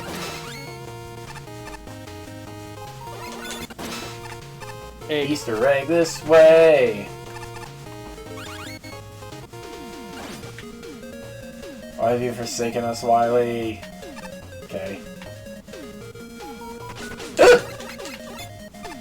Nostalgic Turks. Suddenly, seal noises. Right. Ah! Nope.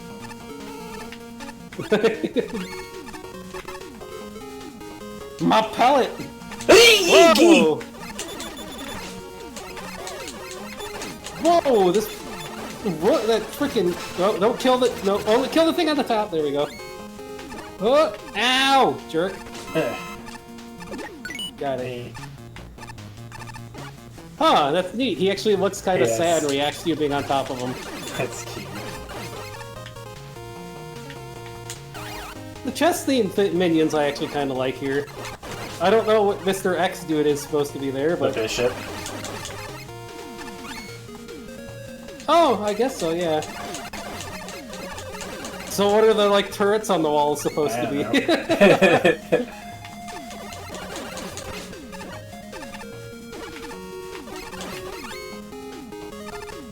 Is that the cheating device some dude used and got banned from chess for? I don't know if you ever heard about that. No.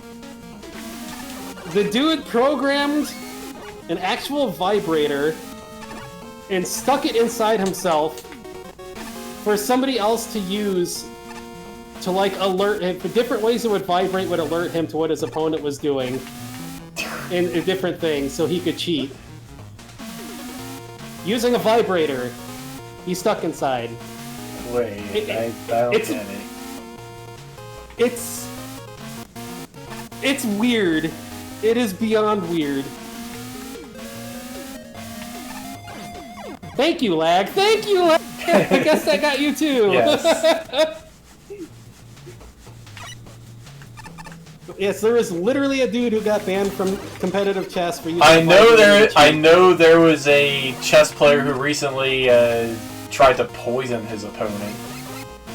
Oh yeah, that was. I think that was a girl. Yeah. Yeah. I heard of that too. Oh, this is difficult, Yoko blocks, man.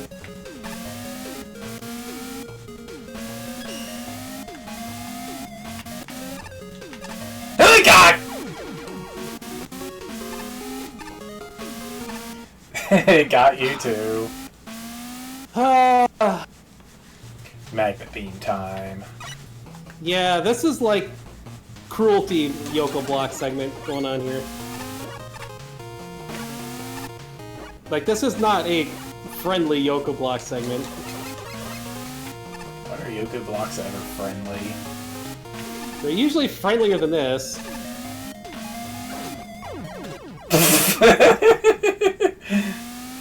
That was a lag death. Really tight jumps and really tight timing, yeah. Really tight lag deaths. Darn it. I couldn't. It wouldn't let me hit the button in time.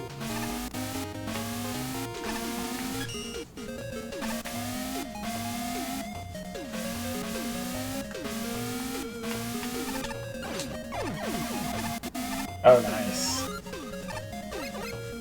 Did the thing, and now there's Hort. They look kind of like Presto, actually.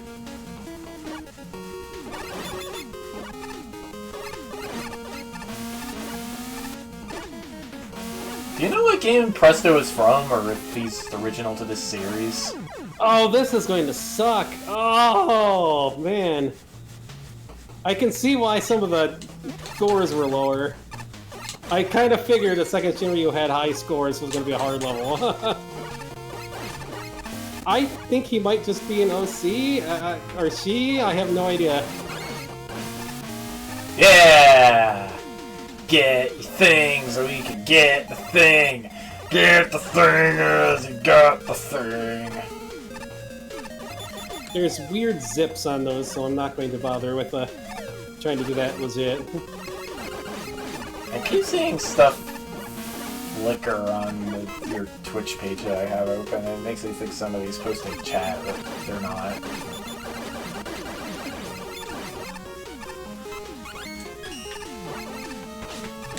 I know my Discord is going off like crazy because people are discussing like the various art site hacks that happened today. There's currently a war between I guess it's a crypto bro scammer and like actual like other hackers.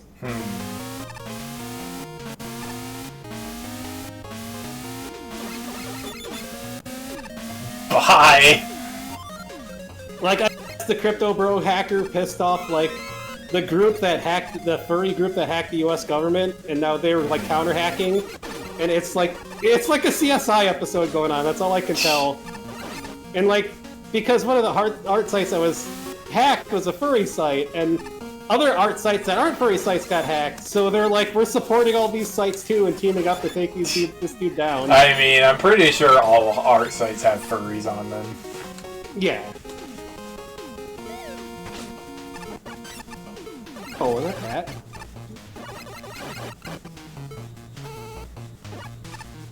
Yee! Apparently, what somebody was saying, it's a Russian crypto scammer, which I guess makes all the sense in the world. Oh, for crying! Oh man! You got dead. Those things don't normally shoot like sideways like that. I didn't expect that at all. It's not supposed to go at an angle. What? It's a thing from Josh Jepson's Super Mario Sunshine Let's Play.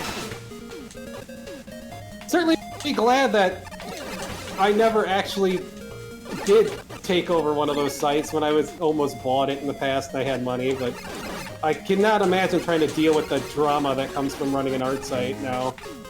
Ugh. Yeah, there sure was a lot of drama on Fur Affinity last year over something that probably didn't need to be. Yeah.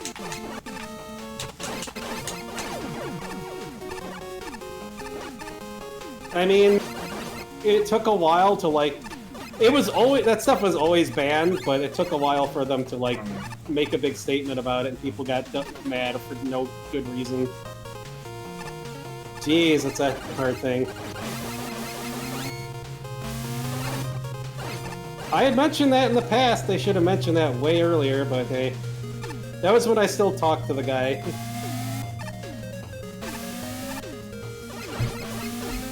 Because I had... Oh, thanks, lag. This is going to be super annoying.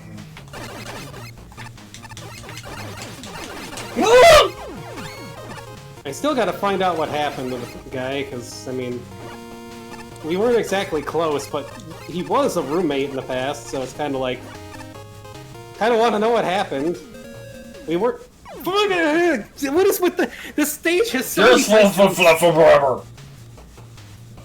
I mean, I don't know. I know people from all different aspects of the internet just because I have been on.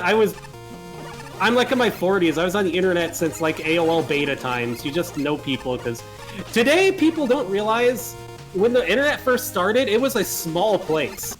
Like a lot of the people that are famous now or got their stuff started, got it started when there really wasn't much to the internet. So we all kind of knew each other. And it's nowadays it's like everyone's on the internet. It's a huge place.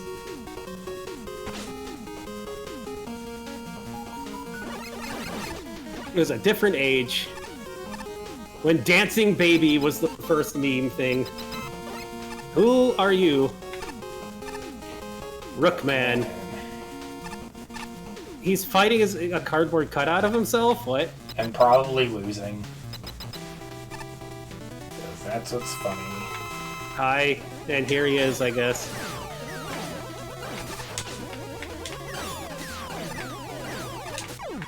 Yay! Well, I don't know what he does. I don't know what he does because you just completely destroyed him with the ice wall there.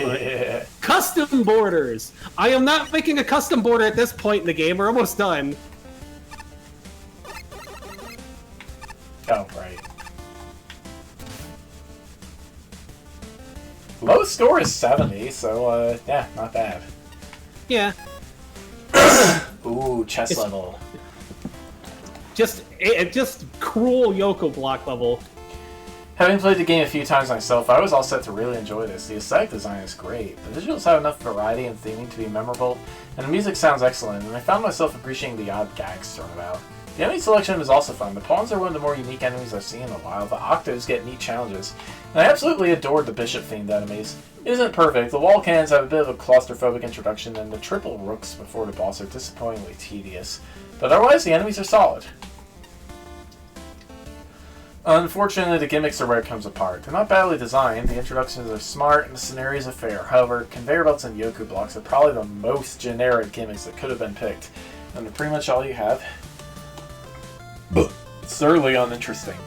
That's not to say there isn't an attempt to do interesting things with them, but ultimately, it wasn't enough for the situations here to stand out.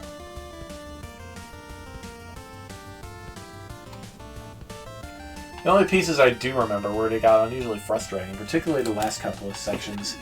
The other hiccup is the boss. Rookman playing chess with himself was a wonderful gag, but his fight needed a little polish. My first issue is his speed.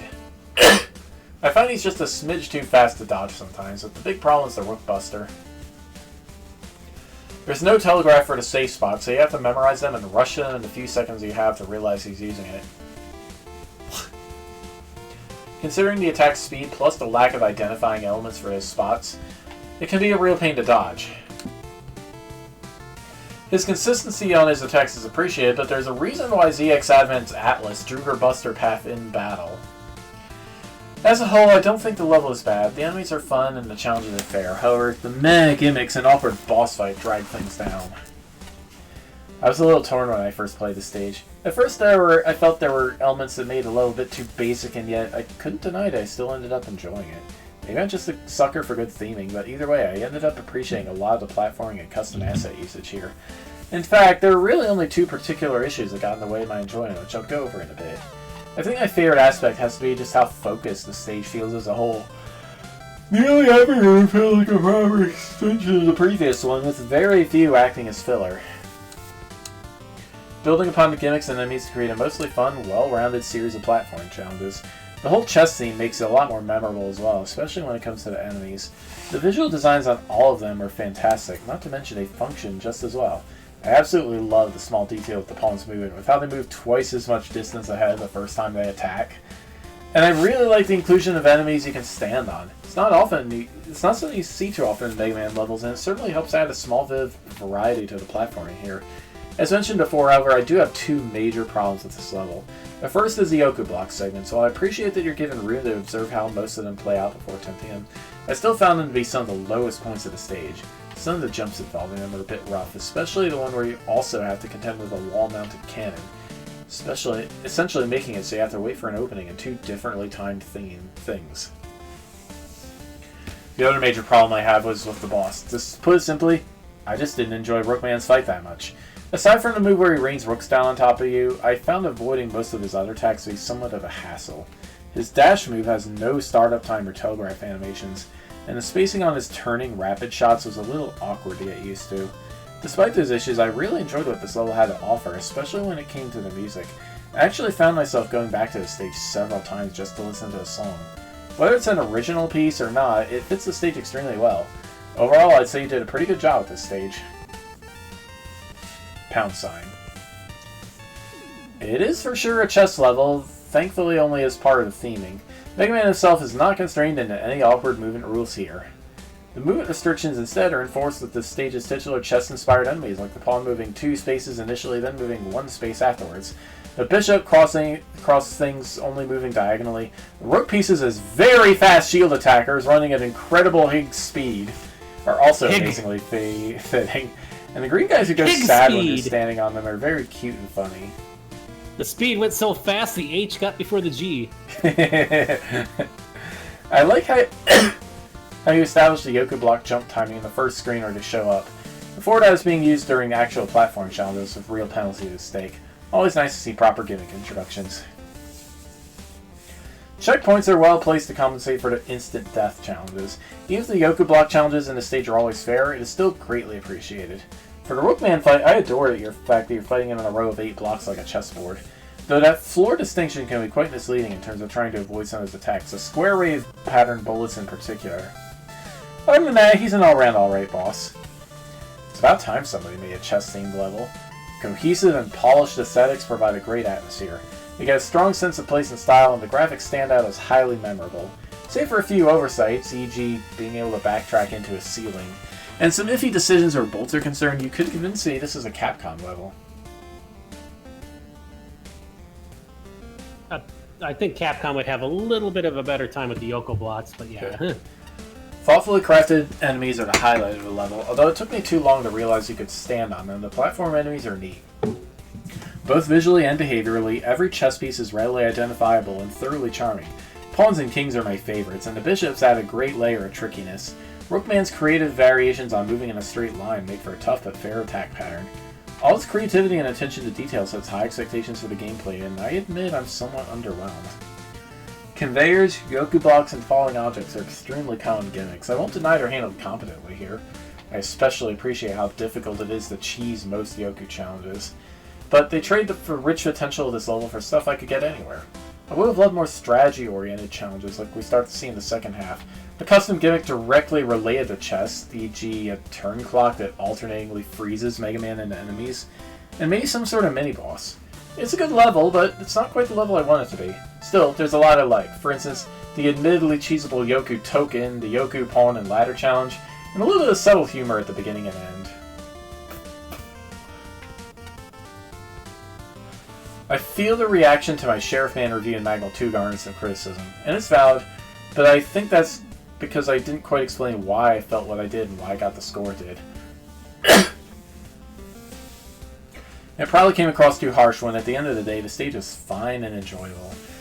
And since this stage feels very much like that, let's fully explain myself. Tons of effort put into the graphics and 1 or 2 new enemies that, whilst good additions, by themselves do not a novel stage make. By the time I got to review the stage, I had completely forgotten just what things the stage did. The telling issue seeing how I had already replayed it very recently prior to getting back into judging full on. See, the stage has really cute assets. I do love the chess-themed enemies, and the few that aren't just straight reskins of Death Kid enemies are honestly neat. And the reskins are neat too, but especially the new guys that got added. See, I could see this stage fitting it with an official Mega Man title, and that's good. It's a reasonably well-designed level, and for some people that is enough.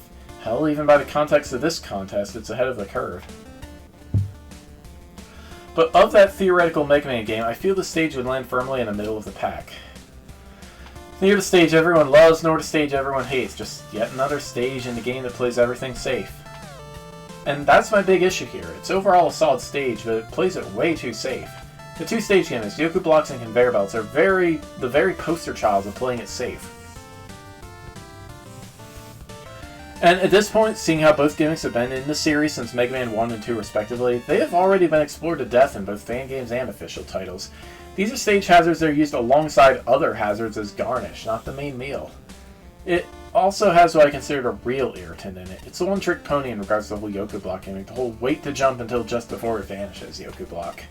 It has a real fetish for this setup, and it quickly wore out its welcome. The stage also takes far too long to actually get to the more interesting setups.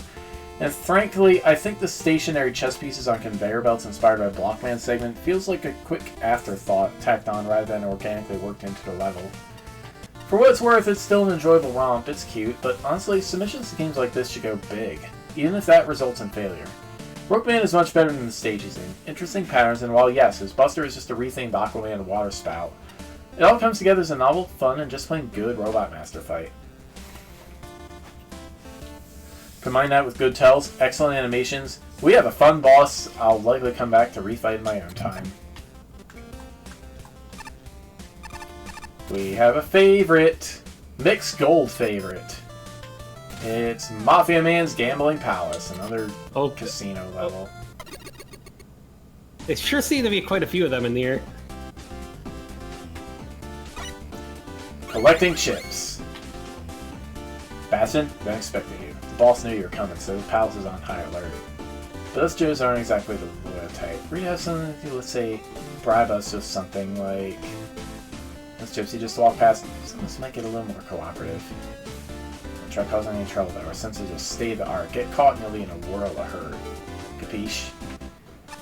It's Whims of Fate from Persona 5!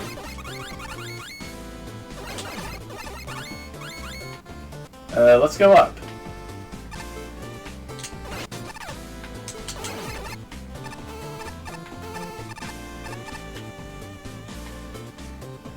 Warning, entry is only allowed to people who have cleared the level. All content past here is 100% optional. No elements, no tokens or elements are hidden past here. Okay. Oh, okay. It's an optional thing. Oop.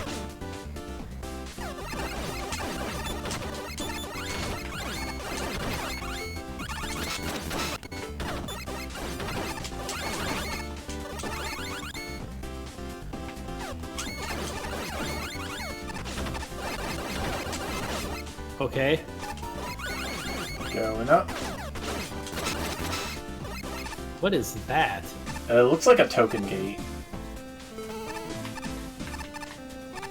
Oh, maybe because we got caught. We should start the stage over. That's kind of annoying. This is gonna be a rough one.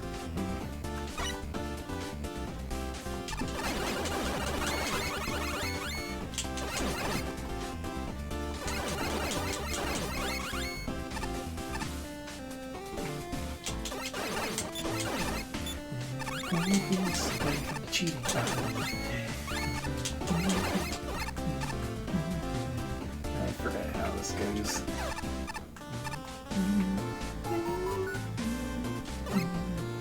Hey Bastion, see that path up there? You can make it accessible for, let's say, 125. See yourself, Bastion. Gotcha. Swoosh! Well, doggo. Woo!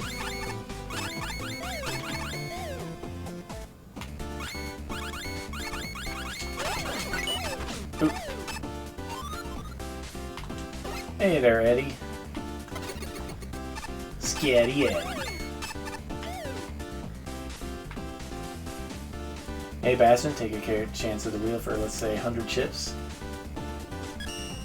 Good luck. Okay. Is there a token there? It doesn't look like it. We probably need to save tokens to get everything here. Yeah, okay. Wait, are we in ice physics? Yep. We are? Well, I am.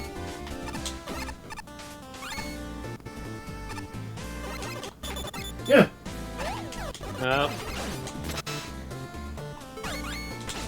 Ugh! Got a thing dropped on me. I guess if we get caught, we have to just restart the thing. I guess. It's kind of annoying.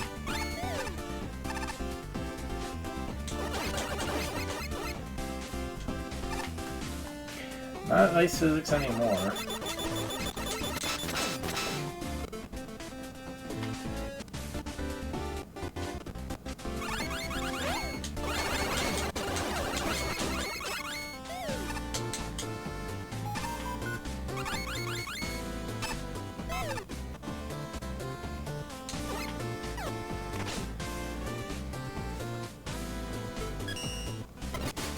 Sure. Don't necessarily need that for that, but whatever.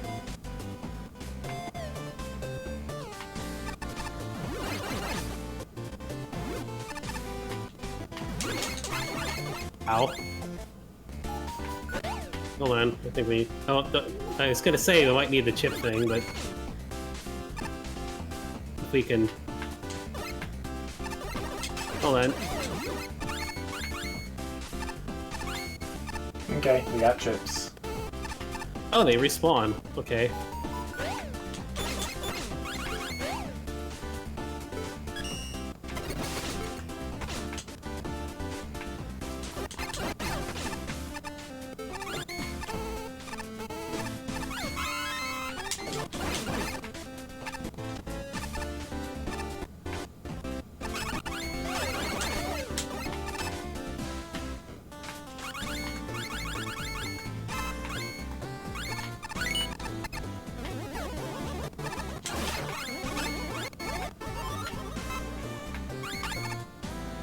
At least we can restart the checkpoint to get the... Why is there a sexy... Why is Dr. Wily in a dress?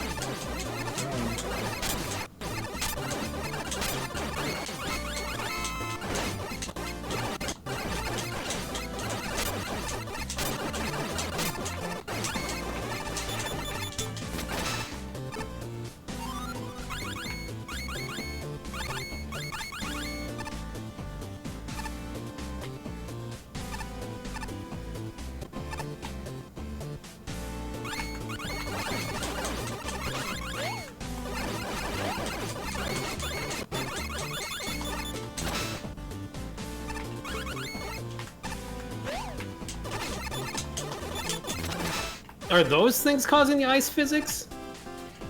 Whatever, Bastion. This party is a bit tricky. It might be able to make it easier for... Gotcha. Sure, why not?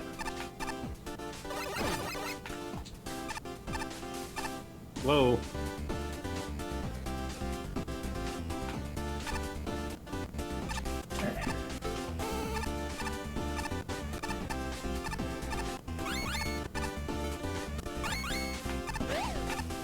Oh, we have to go down. Oh. That's Dr. Wily in a dress, isn't it? Maybe. Oops. Oh no! Well, that's going to be annoying.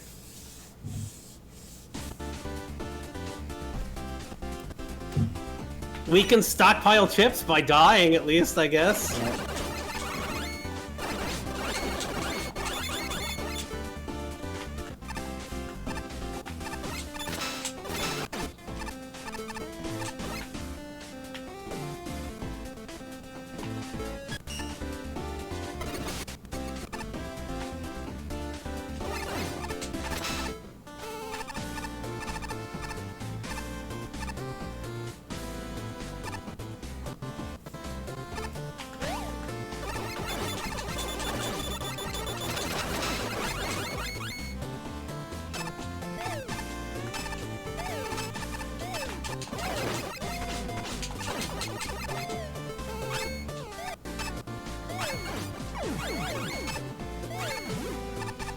Okay, I didn't think they were on a timer to fall.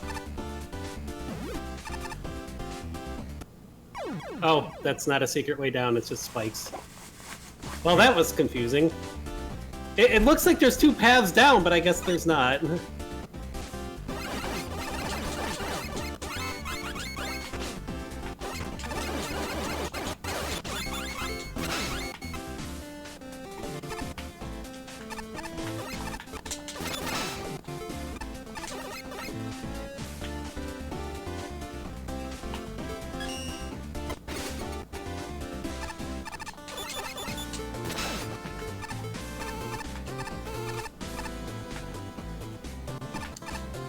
Oof! Well. That's annoying. I actually, like, the security thing is, like, an interesting mechanic, but it almost detracts a little bit from level 2. At least to get everything.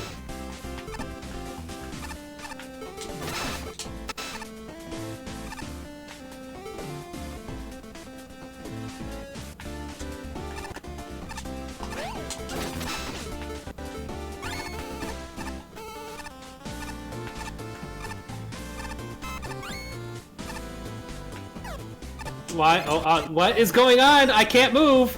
I got stuck in the wall. What? Okay then. I don't know what happened there. I don't know, was the door closed? No, you're supposed to jump and go around the top. I was like stuck walking right into the door.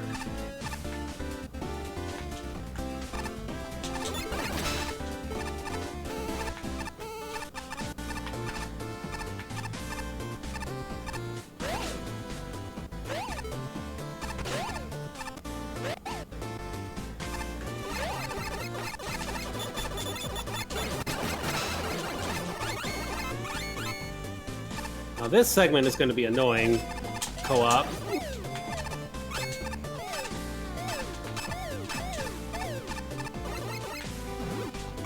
Okay.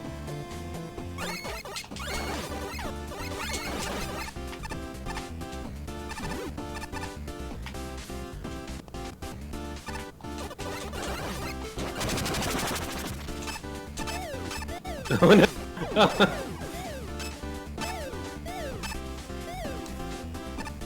Uh-oh. Whoa!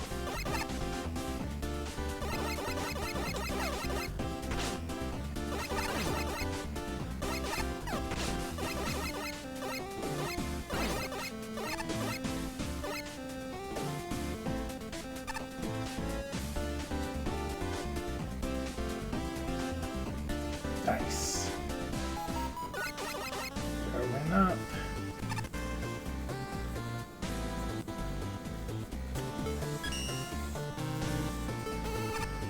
Really? There you go.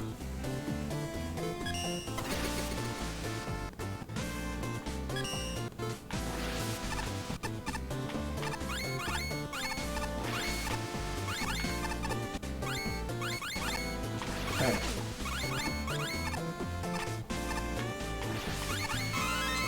Little, the tubes hurting you or something?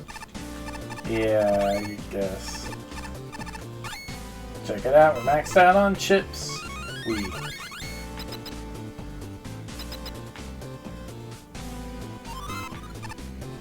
What's that? Nothing I have. Ah, Bastion, I've been expecting you. You've been causing quite a bit of trouble since you showed up, but I'm a nice guy. I'm willing to forgive you. Give you the element, and we both forget this ever happened for about 800 chips. Do you have a deal? Do we want to fight him or what? Alright, you decide. You're greedy, Bastion. Me and my guys can make this look like an accident. Does greed have anything to do with it? We're gonna steal your heart, buddy, or something here.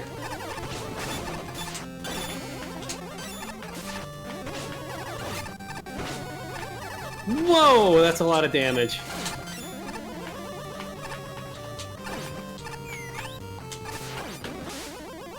I could have used that. Oh, hi.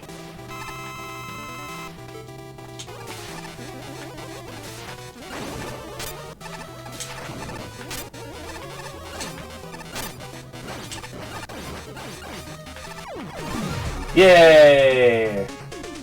Better right, okay. That We was cool. infiltrated to beat up the Mafia bad guy, that's all. At least Bastion won't get involved with the Mafia and then find out he has an unknown son. That's Garen's thing. Still very weird.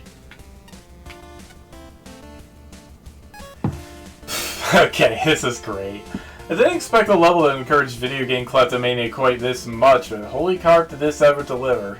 If my gold star is any indication, I love this level. The whole bribing Mafia Joes with their own money is both genuinely unique and downright hilarious, and it's combined with a stealth mission that's equal parts unexpected yet appropriate. Best part, the level design is strong and the core theme sticks from start to finish. This was just a blast to play. To me, this gambling palace is a gimmickry. The chip currency is a beautiful way to create variable difficulty on top of level pieces that actually interact with the weapons. It's also thematically appropriate with the tokens, and the rigged Wily wheels gave me a chuckle. The stealth side works alright, with the only exception being right after the first checkpoint. That spot isn't bad, but the inability to bribe anyone is a slight downer. Yeah, it was level. It's just, the stealth thing kind of detracts a little bit from it being like a quick level, but other than that, you can, it's not like the other level with stealth where if you mess up, you're just screwed and have to redo the whole thing. You could just hit retry at the checkpoint and you're fine. The chandeliers are also useful. It's a simple platform game that acts in between the crazy stealth.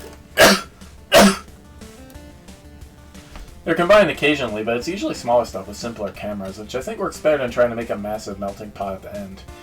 That would have been way too much at once. This is seasoned by a solid enemy set, particularly the poker mets and bunny mets. They're simple but oh so effective at bolstering the level's sign. Platforms that explode into an enticing goodies, new metal like slime that makes you slippery, all while surrounded by cameras. Yes, this works amazingly well with the stealth concept, making them more than just obstacles. The flying dice and dealer joes are respectable obstacles, building on their strengths in subtle ways of proper positioning, though I can't say I like the dice shooting you off screen. In general, this is a solid set of toys, and the level does an excellent job balancing these elements. Unfortunately, nothing's flawless, not even your favorites. On lesser end of things, the purple Brightman platforms and the slot machine enemies are duds. The slot machine might surprise you at first, but once you know it's there, he's really easy to spot and kill, especially when the stage is in attack mode.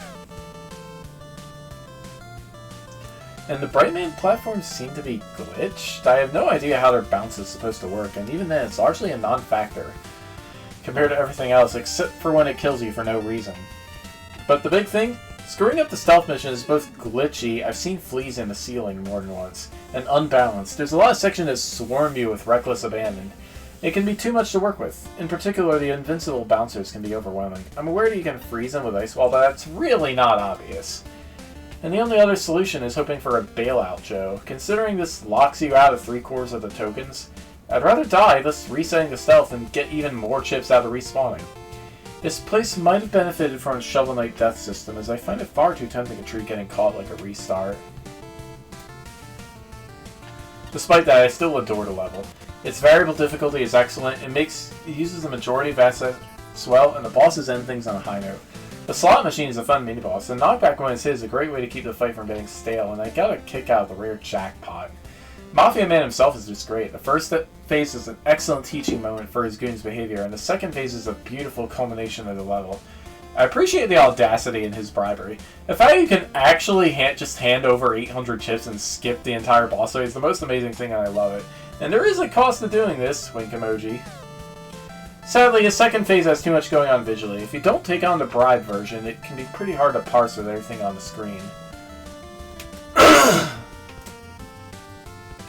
Overall, though, this is just a wonderful experience, even with its flaws. The design is solid. It's got a unique and fun set of gimmicks. Its worst issues of difficulty can be negated. I adore this gambling palace, and I'm going to replay it a lot. There's a lot to love about this level, from the custom enemies to the gimmicks to the aesthetics, especially the aesthetics. It's easily one of the best looking levels I've seen in a long time, not to mention the stage itself plays out really well too.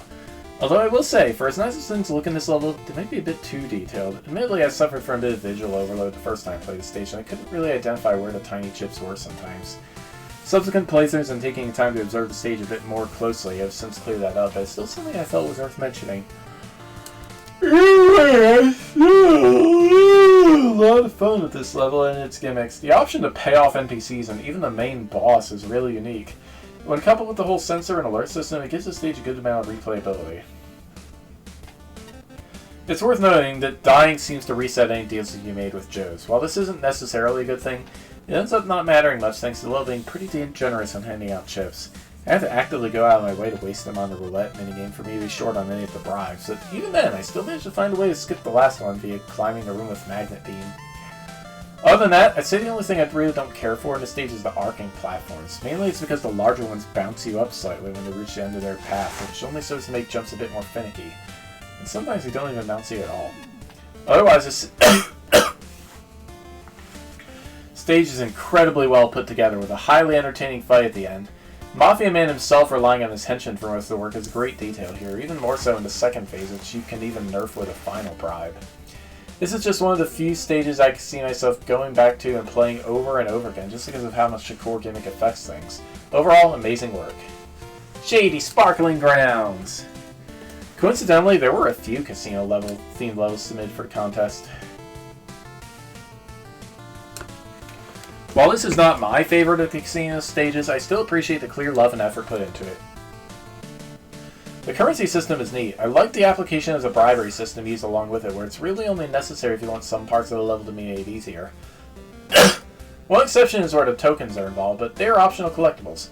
It's also funny that you can skip the boss entirely with it if you choose to. What I'm not really a fan of is the alert thing. Once you get caught, there seems to be no way to make it stop except for dying. It makes the stage so much harder with sentries gunning you down. And the spongy guard enemies dealing insane damage to you. Worst of all, the bribable Joes become unfriendly as well, so the other unique mechanic of the stage is completely nullified. It's just better to force respawn once you get caught to avoid the hassle.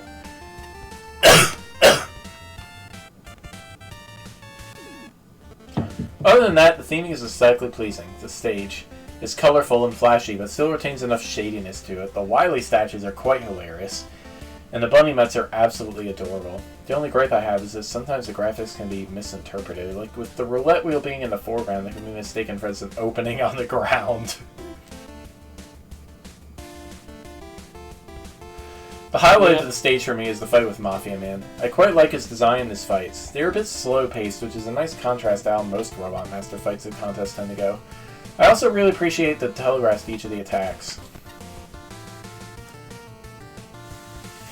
I like this casino. It's a classy joint. Roulette, slots, cards, dice, fancy chandeliers that rebuild themselves as you break them, and some of the best music in town, but it's none too friendly to newcomers. Standing in the shadows, hidden behind a railing, is a darkly dressed Joe with information that people can't afford to miss. Any moot can wander in and immediately trip the alarm, whacking a learning curve and making a level nearly incomprehensible in the process. Each screen is so full of colors, textures, animations, and moving objects that it's already a struggle to tell what's what at a quick glance. The level flow is confusing without an explanation of how the barriers work, and it doesn't help that unnecessary, sometimes even deadly, backtracking is allowed. Once I fully understood the layout, the challenge components, and which spending opportunities are a total waste because special weapons exist, I was able to start enjoying the level. There are still tiny things that bother me, the tiny bounce on the upswing of a roulette ball, the floor barrier at their end, it doesn't open, long load times, being able to get hit while reading a text box, and having the chip total disappear when making a payment decision, to name several. Regardless, the good ultimately outweighs the not good. Challenges are a balanced mix of combat and creative timing puzzles, and the 100% optional mode is the right amount of extra difficult. Being able to bribe Mafia Man is an inspired touch, and his hectic fights are pretty fun with his special weapons. The enemy concepts are charming. That multi-layered parallax outdoor background is the cat's pajamas. This stage was very messy, both visually and gimmicky, but it was an awful lot of fun. A lot of care was put into this level, but at the same time it's rather slapdash and all over the place. It couldn't focus on anything core as there are far too many enemies, gimmicks, both in quantity and types. Everything, really. It seems every idea you had hit the table. The stage manages to somehow pull it off regardless. The graphics are one of the bigger problem areas for me, and it ended up hurting the gameplay. Let's get one thing straight, the actual sprite work is very good.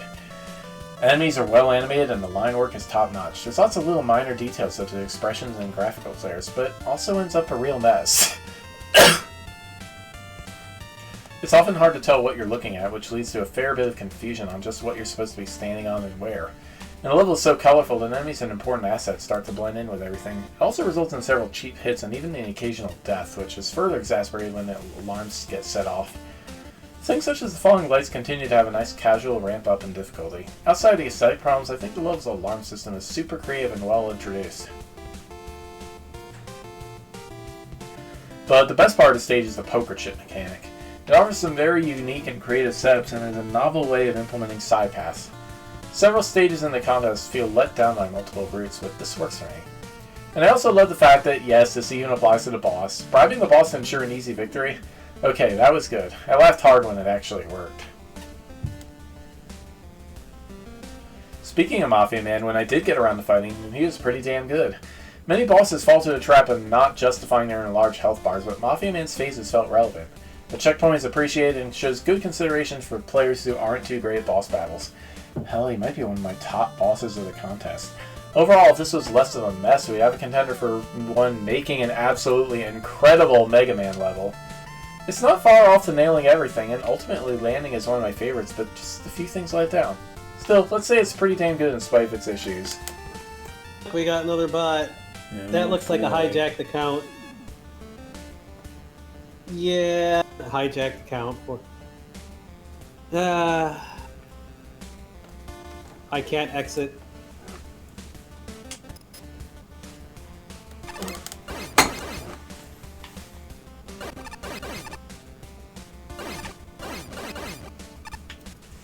Why Joe Pen by Quitten. Oh no. 93 from Flashman.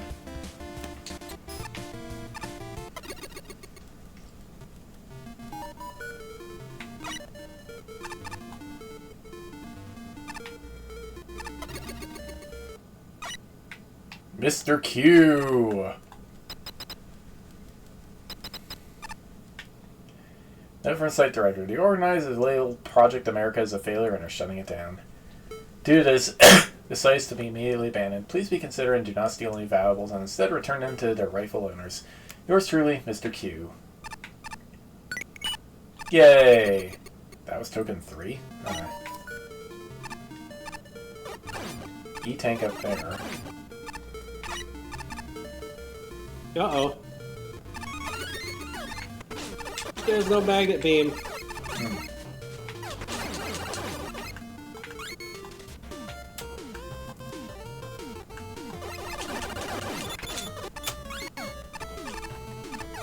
Okay, so we got shieldless Joes. But they're behind a shield anyways. Yeah. Yeah, that didn't work. Near to that.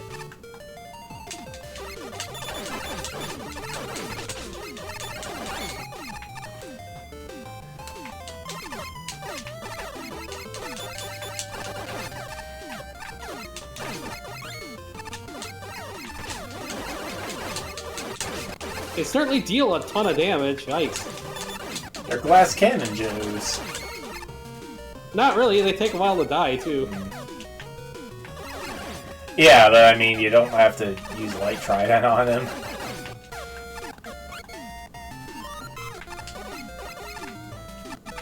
It's foot holder, baby.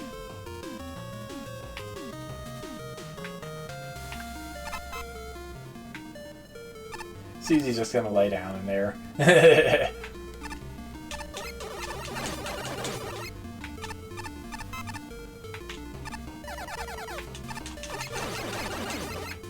Ooh, hello. Bye. Alright. Really? Well.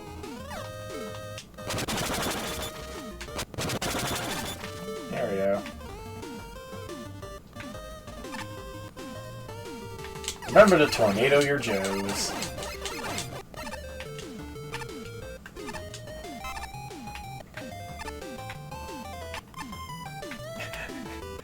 Footholders are also Joe themed. That's pretty good.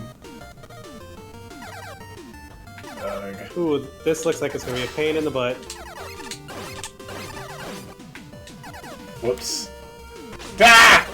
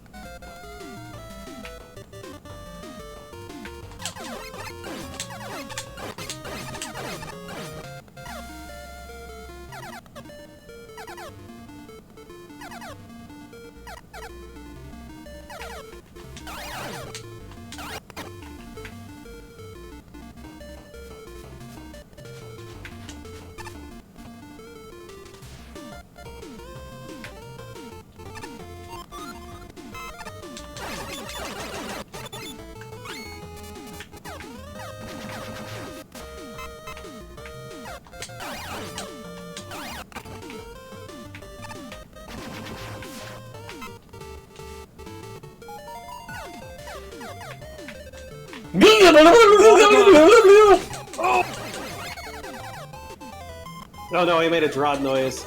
Oh!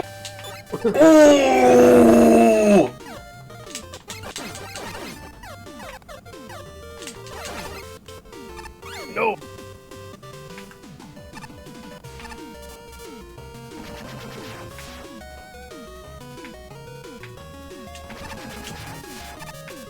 Onion. Yeah! Woo!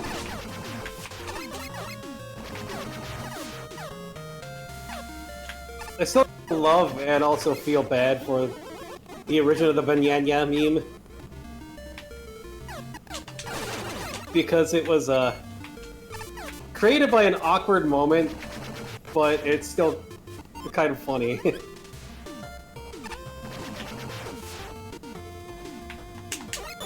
That's a lot of damage!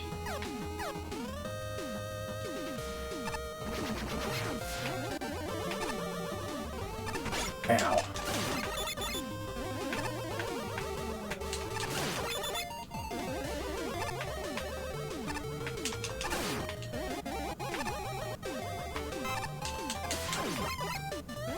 I despawned it. Yeah, like Banyanya was like something, a meme that accidentally came about because when Vine Sauce met with the angry video game nerd and his crew, he got nervous while being interviewed on the couch and mispronounced banana. It's like I can feel for that, you know? You just got that down there, didn't you? Did I? Yeah, I did. Is this just a long level?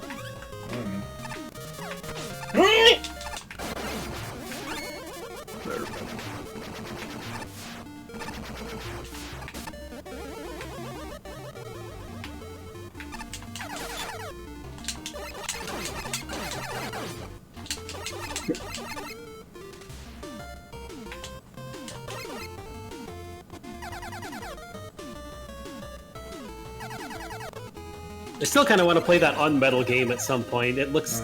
It's so remarkably silly. The parody Metal Gear game, where your choices like completely alter how a game goes. I don't know if you've seen Vinny playing any of that, but it's great.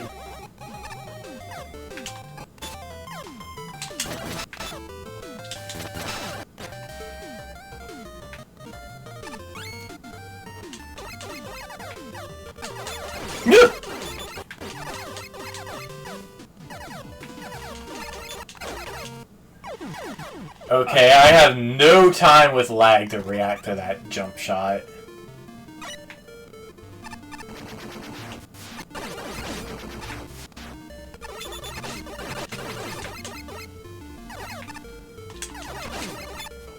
For crying out loud, got it?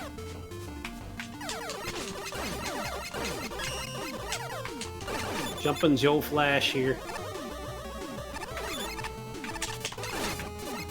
Oh no! No! Laggity lag. This is not a level made for co-op at all.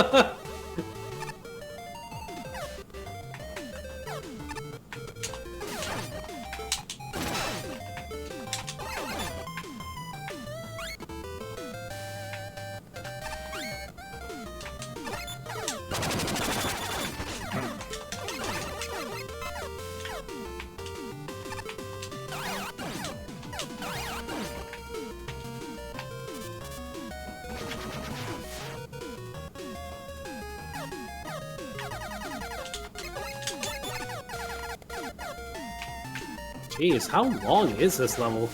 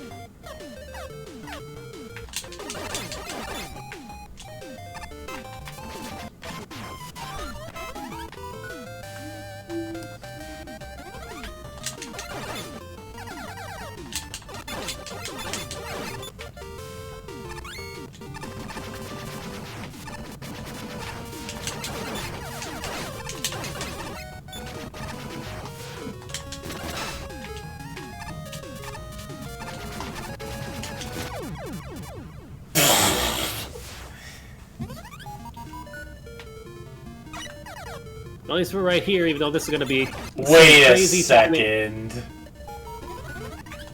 We don't have magnet beam. Oh, right.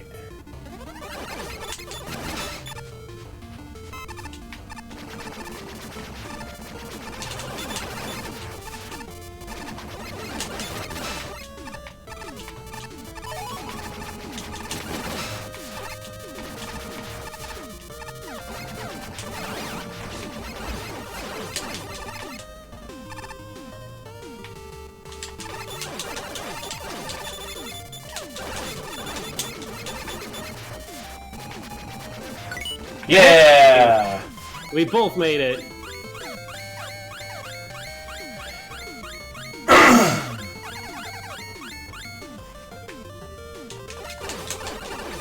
This is a very long stage. Yeah. Jeez. Yeah. Oh, Race it. low gravity.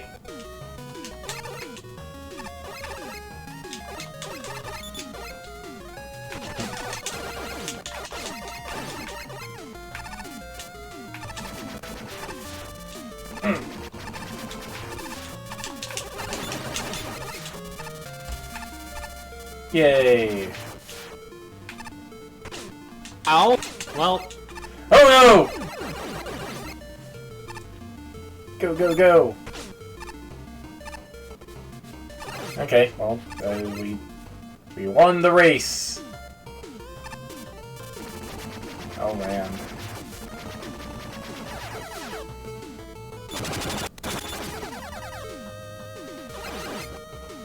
Yes!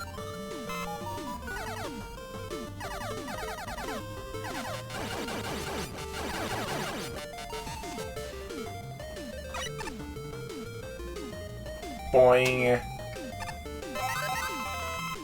oh, Nice. there was something up there that wasn't even noted on the Next screen compass passes didn't even sign like does that. not host the main boss, but instead an extra boss. I had for fun. It just rewards you with a token when you beat it. Okay. I guess we're fighting an extra boss. Double Susies. Susie.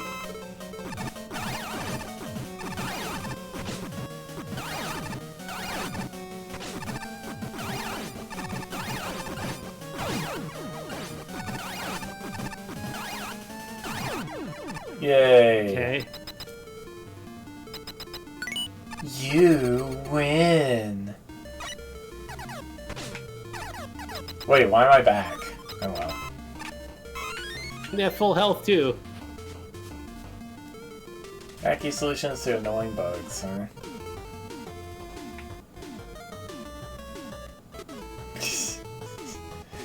Before we knew each other, I knew Flashan was a judge. So-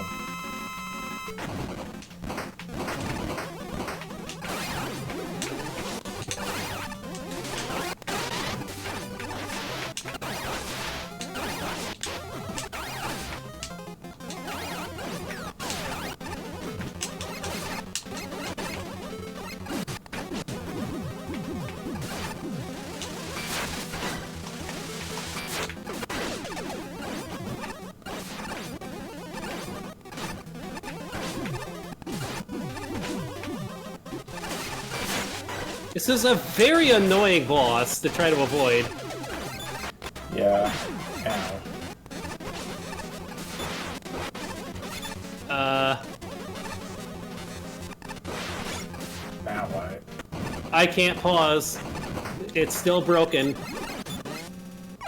The game is still broken! I can't pause to do anything. I can't change my weapons. I can't use my stuff.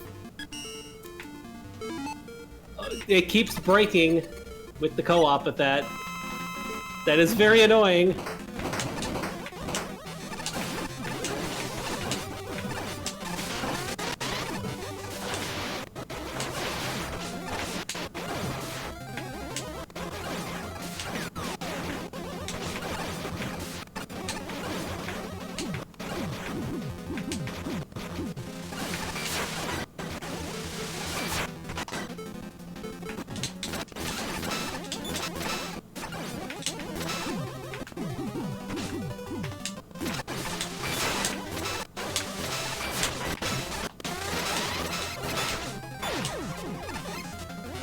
This is very much a low point of the level here. This is a very low point of the level. What the heck? I don't even think it has a weakness.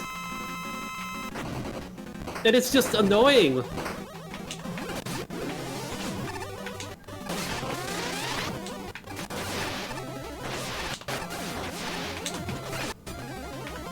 It does so much damage! Why?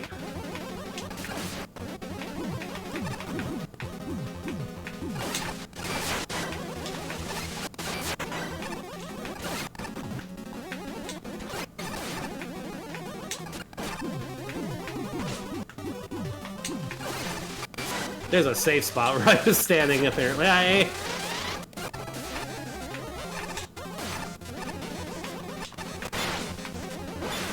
Yeah, we can't even attack it.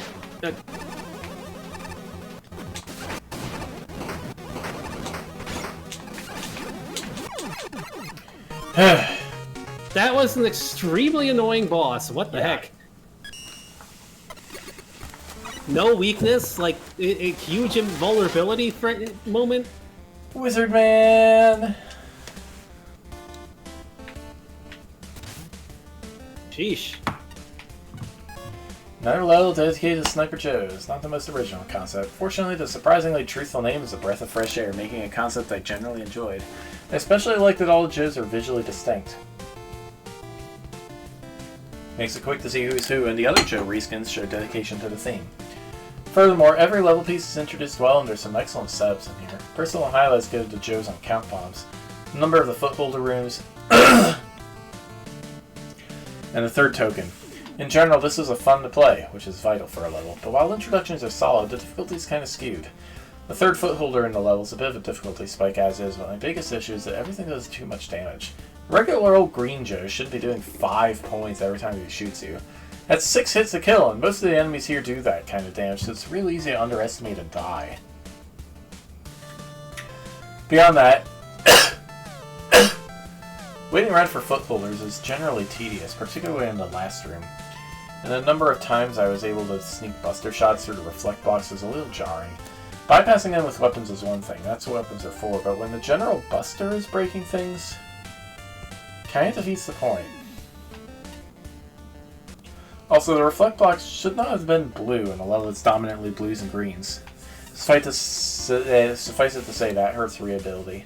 As for the boss fights, I generally like the Twin Susies. They're well synchronized, boast a creative variety of attacks, and make excellent use of their room. I also appreciate that you can't kill half the boss and reduce the remaining fight to tedium. Although whether invincibility was the right solution, that's another matter. Moreover, not only do they do too much damage, their first impression is terrible. For future reference, don't start a fight with an instant stun attack that drops rocks everywhere. It's not fun. Double Giant Susie also exists as a bonus boss, which is quite the risk. Dual dev kit bosses very rarely work, but as it turns out, while definitely still messy, Giant Susies sync together pretty well, and I've come stupidly close to perfect running them before. Considering how those usually turn out, much better than expected. Overall, a fine stage. Silly puns aside, this is a pretty nifty level. Taking away the Sniper Joe's shields while keeping them a threat is an interesting idea, which I think worked out well here. The layouts and enemy combinations are, for the most part, pretty fun to deal with. Even when dealing with enemies on count bombs, which is a setup I normally dislike, there's enough leeway where the timer isn't too much of an issue. The level has a really good sense of difficulty progression overall. With maybe 1 or 2 exceptions along the way. I think the only part that has any major problems is the footholder chase near the end. It's not exactly hard, but if you mess up only a few times, the footholder can easily outpace you. Granted, it does come back if you wait around. Depending on where you are, though, it can take so long that you might as well just resort to using Rush Jet to bypass the section. Then there's the boss. I'm a bit torn on these two because they're both good and bad aspects to them. I like most of the red one's attacks, barring the strict timing on that laser move, while the green one feels a bit more annoying to deal with. Aside from his higher contact damage, I think it's mainly the Mirror Buster-esque shield he gets during the combination attack. Makes it pretty much untouchable with anything but break dash. He surely deals a single point of damage. Since one of them also gains the invincibility effect if the other is low on health, you can easily get put into a situation where you'll be forced to wait out the entire attack if you drain the red one's health first. Still, I enjoyed the stage a lot more than the boss fight, and I think that counts more in the long run. Overall, really solid work. An army of one! Good aesthetics and music. I really like the Joifications for the non-Joe enemies to hit home the Joe theme further. Odd decision to remove the shield from Joes themselves, but include reflector blocks and shield attackers around them. That actually allows for more diverse layouts and more dynamic interactions over normal Joes. It's pretty clever. There is a bit of an annoying setup with the room with the Sniper Joe 01, Footholder, and Telespawner. I couldn't find an easy way to get through that while taking no damage. Thankfully the checkpoint is close. There should be a clear indication of low gravity areas, because it can be overlooked in the player. The sound effect of the gravity changing during a room shift. Usually the players put into a jumping challenge in a room without them realizing a gravity change. The final session of the Footholder race can get quite tricky and no damage through if you want to keep up with the platform. Split path room of the main boss and extra one should be devoid of enemies. It gets annoying to fight the same two Joes every time the player dies to the extra boss. You should probably also make it clear where the energy element would be so the player doesn't get kicked out before he can collect everything in the level. The two giant Susies aren't too bad once you realize you want to focus on taking one of them down. Still, some of the patterns can become impossible to dodge with both of them jumping around frantically. The main boss, which amusingly enough is also a Susie lookalike duo fight, can really benefit from getting toned down a bit. Although the fight is rather pattern-based, there's no real telegraph on when one of them is going to explicitly move into places, more often right into where you are and deal massive contact damage. The falling rock attack is especially unfair due to Mega Man getting stunned indefinitely during it. You have to pray that none of the rocks is going to spawn on top of you. Unlike the giant Susie duo, you have to spread your damage evenly for this fight because once they get a super shield once you wiggle them down to 2 health, while until their partners also wiggle down to the same amount. They are also heckin' durable, taking only at most 2 damage from weapons, Charge Buster and Magnetic Shockwave, and the latter is very easy to run out of. All these factors combined just make the fight long overstay its welcome. If you had actually wanted to pander to me, you wouldn't have used Joes at all. Fortunately, I'm really impressed with how Joes are used here. Combat is nice and fast without shields getting in the way, and invincible blocks are a good replacement for shields when the challenges call for more strategy. Each type of Joe is handled with care. Good introductions and smart combinations characterize the level.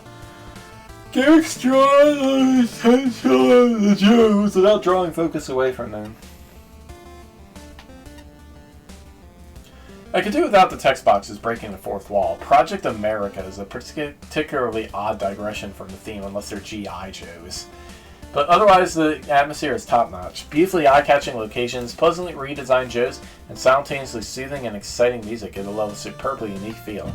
I appreciate the simple genius of Joe-themed tellies, footholders, and shield attackers, which, like the Joes, are used in thoughtful ways that make me forget just how tired I am of these assets.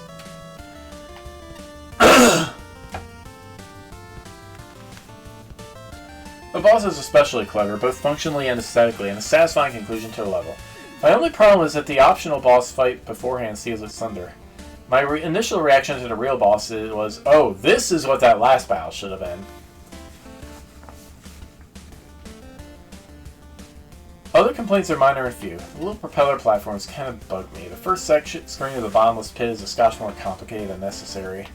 Disabling Magnet Beam was the right call, but it should stay disabled in a boss fight.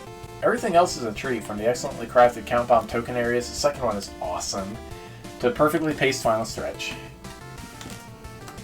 If I ever have a lapse in judgment large enough to make Here We Joe Again, a completely unnecessary sequel to Oh Joes, I only hope it turns out as well as this level.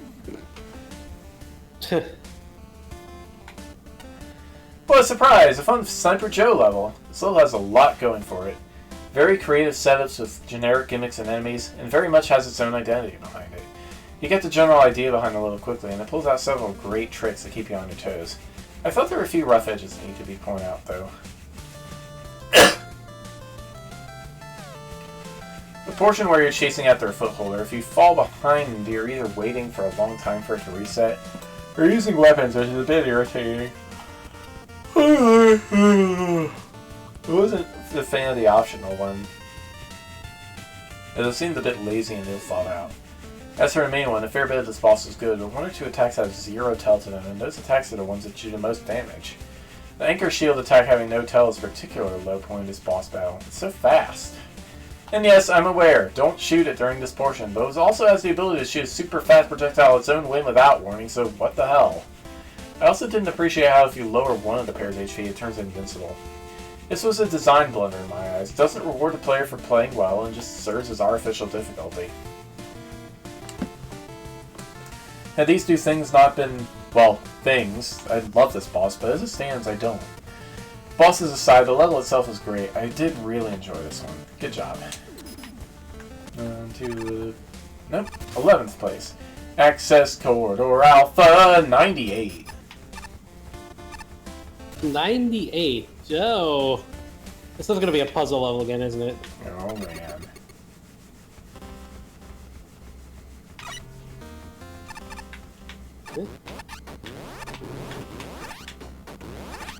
What are you doing to set that off? If you flipped gravity by accident and did not realize what you did, you press up or down the switch. Oh, we're going VVVV again, huh? Oh, this is going to be a nightmare in multiplayer, because we switch forever for each other. Oh no!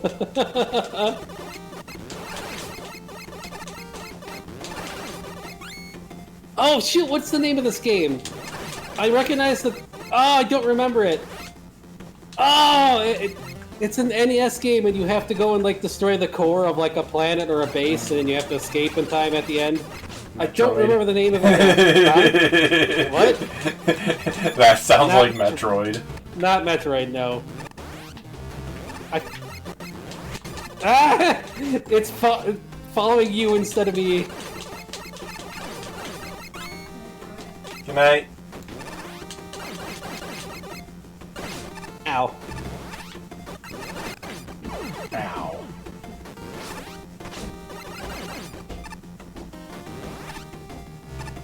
Cool beans.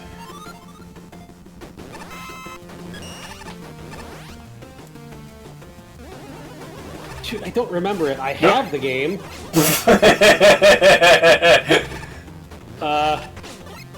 Well, multiplayer breakage go. And I'm dead.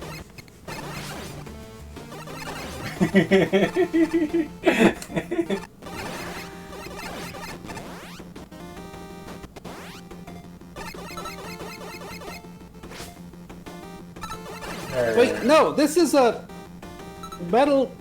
What is it? Not Metal Slug. No, metal. It's Metal something. Metal Gear? No, not Metal Gear. There's quite a few games with metal in the name. Huh? Wait. You can probably break that and slide into it. Yeah. Yay! It's not Metal Panic. Ah, what is it? I would have to find the game itself. Not that. Alright, well, while you're trying to figure that out, I'm gonna go get my water. I do not remember the name of the game. Because I need water to do the thing. It was a good game, though. I just don't remember what it's called.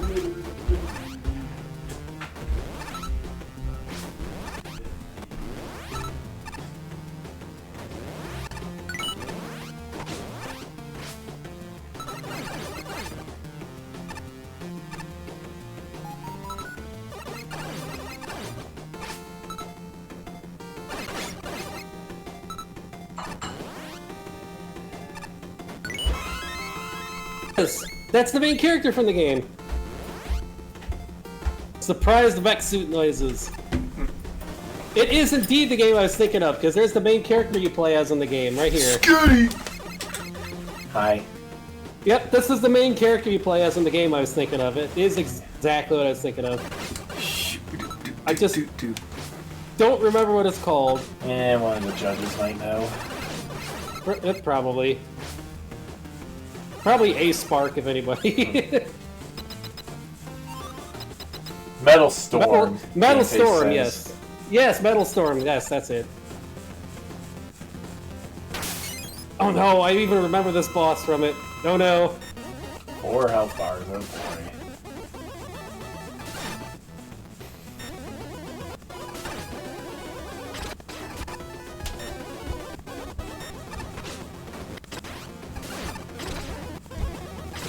Oh jeez, I hear doggos barking to come in.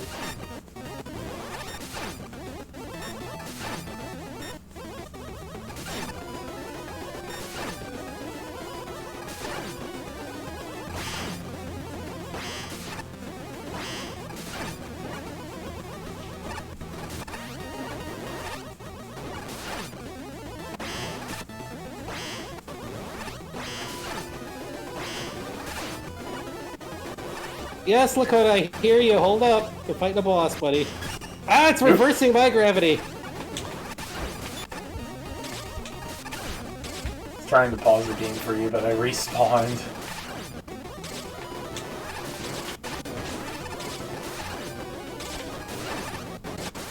No!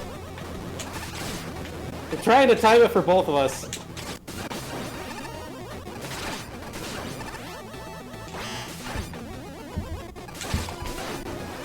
Ah!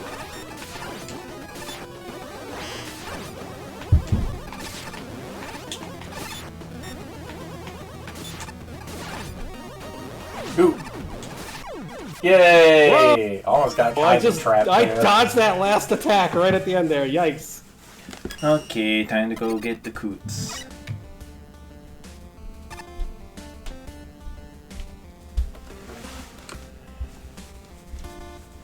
Firewall.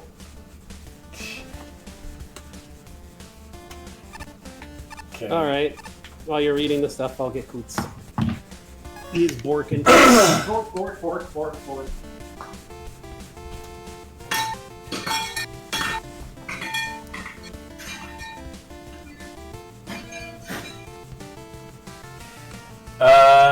I mean, you know, It's a nice night.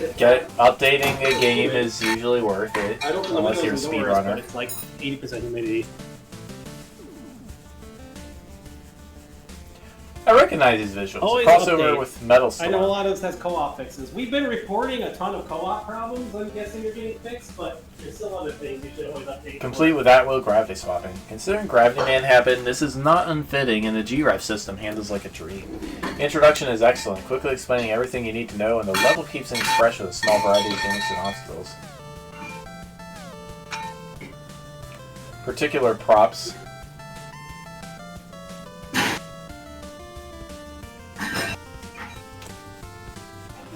Go out to the screen lords. They're an excellent way to get more use from the level space, as well as avoid the problems this would have with ladders.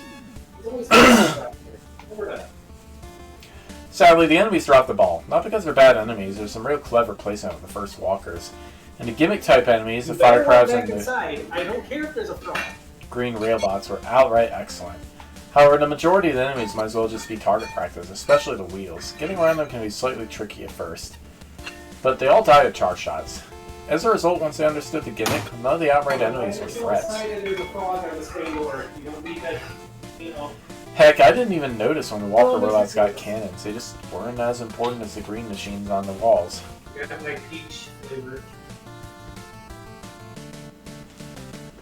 The end result can be dull once the novelty wears off, but at the same time, it can be a relaxing way to unwind after a frustrating experience. That said, there's one section that's decidedly not relaxing. Atlantis, the boss, is a significant expansion from the original, for better or for worse. The core issue with the fight is its length. While I like the idea with the multiple phases, the first three take way too long to die for how little they actually do.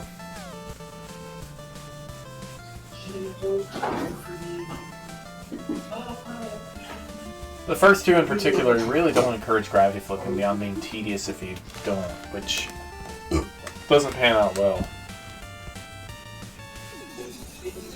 The final phase is at least interesting, and I really enjoyed the variety here. Unfortunately, it's a massive difficulty spike over the other phases, no thanks to the excessive iframes. Overall, not a bad boss, but it definitely needs some polish. Full disclosure, I've never played Metal Storm before. If it's anywhere near as good as this stage, though, I'll definitely have to rectify that. While gravity flipping mechanics are nothing new in Mega Man, it's hard to think of a stage that pulls it off as well as this one does. Not only can you flip the gravity whenever you want, but if you're allowed a second flip, if you happen to mess up with your first one. It's a great way to elevate a simple gimmick. Certain enemies and hazards being affected by flipping gravity adds onto the stage quite a bit, which the stage design leverages well, especially in situations where screen wraps or those fire wave generators are present. Based on what little I've seen of this level's source of inspiration, however, I'll fully acknowledge that some of these elements, mainly enemies flipping with you and some of the hazards, seem to be directly lifted, rather than being readapted or edited in some way outside the visual changes. If anything, that's the stage's biggest shortcoming. It's not exactly original with its concepts. Even so, originality is about the only thing I can majorly fault this level for. If I had to nitpick a little more, I'd say the stage is also a bit on the short side, along with being pretty easy overall.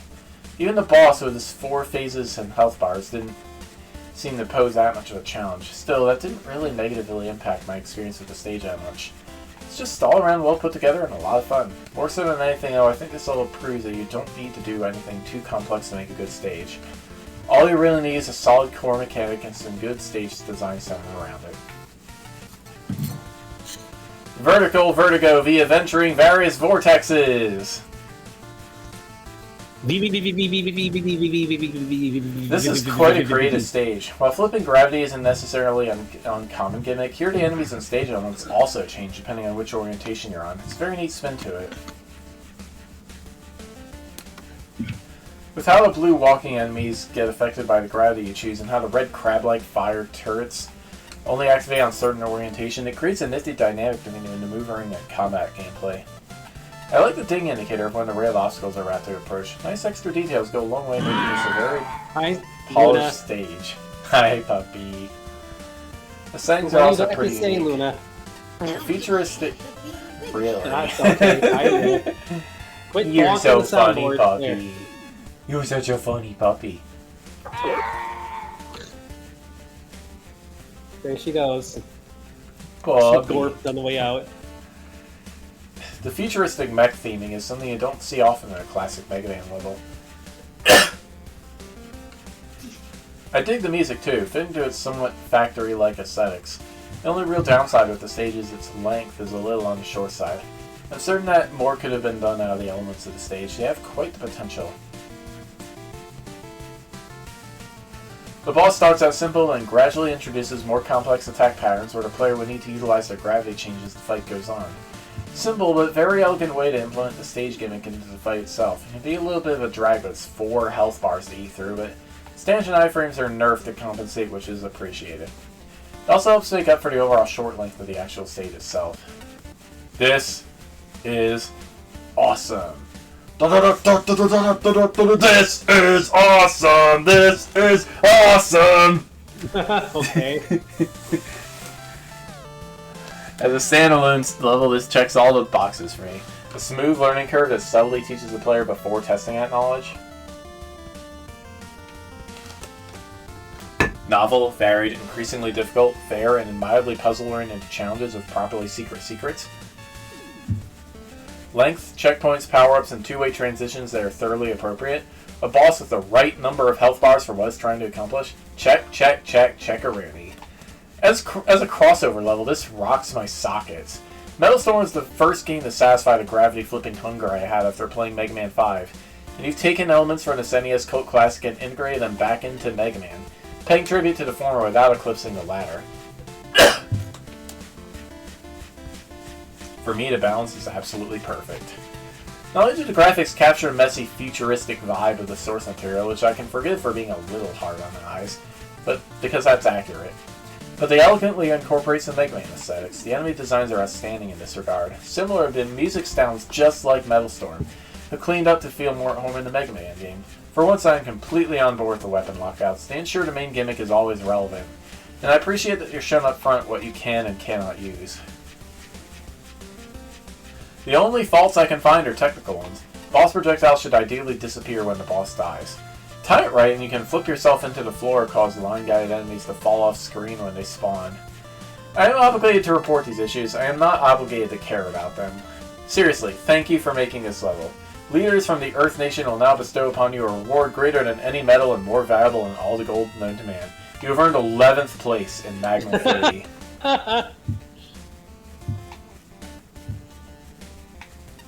Now I have an anime like mecha style thing. Okay. I can't remember if it's from Disgaea or what it's from, but like the Yeah. gong gong gong gong gong at you or whatever it's from. I don't remember. It's from a game. I don't remember what it's from. Yeah.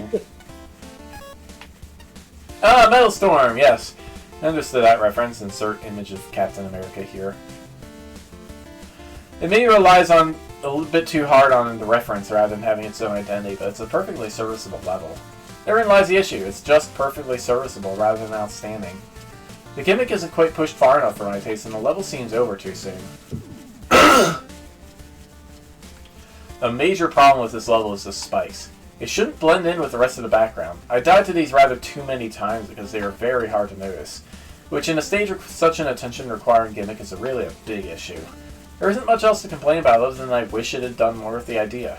I think the enemy that's only active and firing when you're in the same orientation as it lends itself to some of the more pleasurable segments. The pulse has issues. It's a bit long-winded and entirely too simplistic for how much health it has. It's a fine fight, but it really needed to take more damage from the Buster or weakness, or just had less health or earlier phase changes. As you see all of its tricks within seconds of each phase. I'm torn on the final phase. I like the hectic nature of it, but the fact that it's immune to damage during transitions is pretty irritating. You can eventually get the timing down, but it does cause the final phase to arbitrarily take longer than the rest. If the health management had been more streamlined in the earlier phases, this could have ended up a real top-tier boss. Shame. Tokens were sneaky, but not unreasonably so. Hi, M308! It's boss time! Boss time! By Yoshi Adam and Ace Spark. Here we go! It's Glass Joe! Hey! And Lil Mac. Dr. Wily on the bike instead of Glass... What? There's Lil Mac. Who are we going to fight, then? Bonjour! Bonjour! Je m'appelle Punch Donkey! What?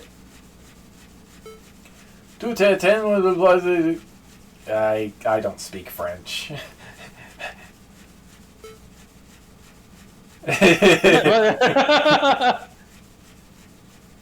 Pardon?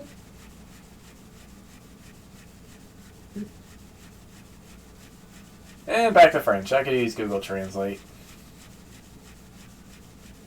Yes, you seem familiar? Is that what he said? Familiar. Nous n'avons même de tout ça ici.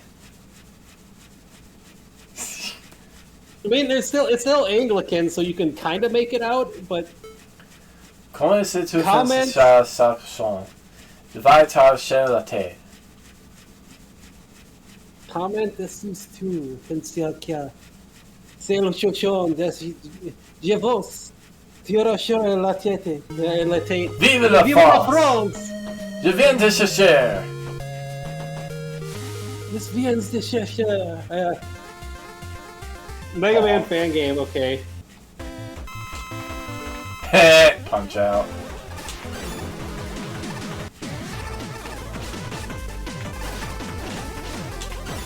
The ice ball is actually throwing me off.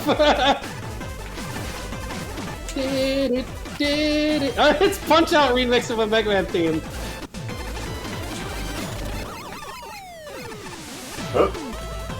Mario! I don't. Get Mario! Get Mario!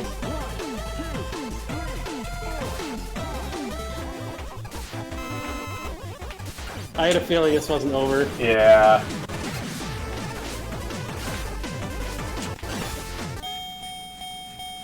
Oop, did I get him? Il s'en fout ces animaux! Item Eddie bounce pad completed.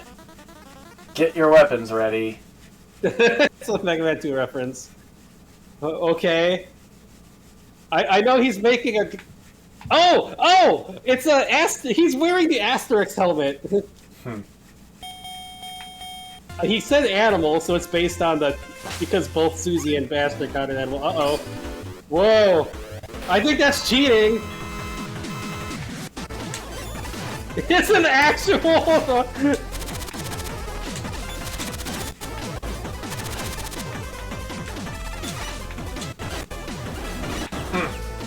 You threw off my. Oh no! How You threw off my iframes. I was trying to slide through them. You threw me off.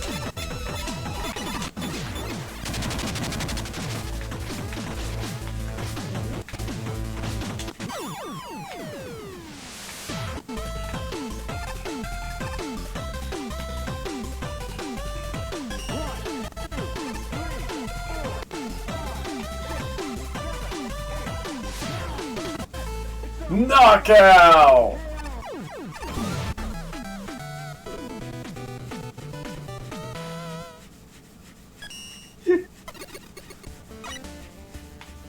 Hey, Proto Man.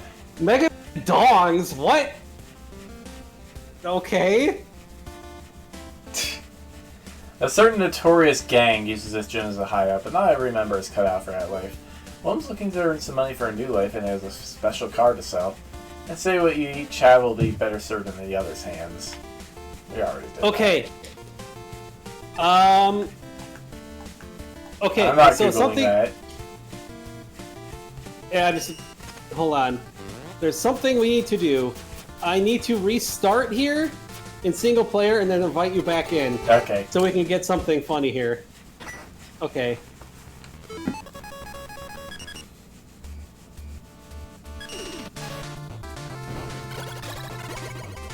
I'm going to get this unlocked. Mm-hmm.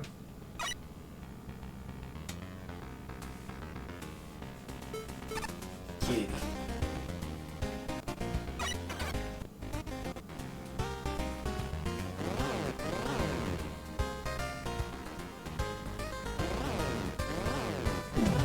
Got it. Rush! These are puppies. Where's the puppies?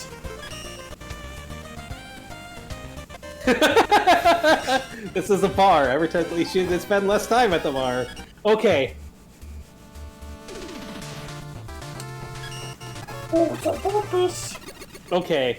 Now we need to go buy Rush. To the plaza. You should do Rush just because. There he is. Okay. Now, let's go into the lobby, or go somewhere here. Okay. Time to use Rush. Rush Jet. No, use Rush Jet and Rush Bike.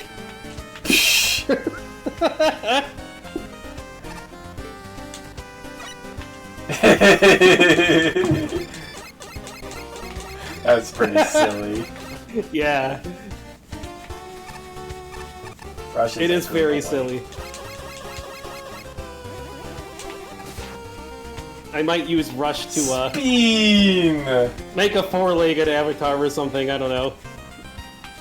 I don't know of what yet, but hey. Maybe Amaterasu or something.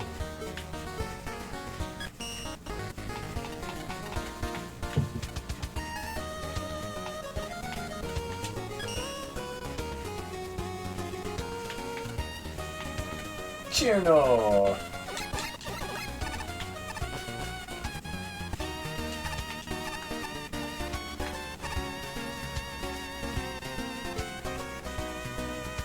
Good times.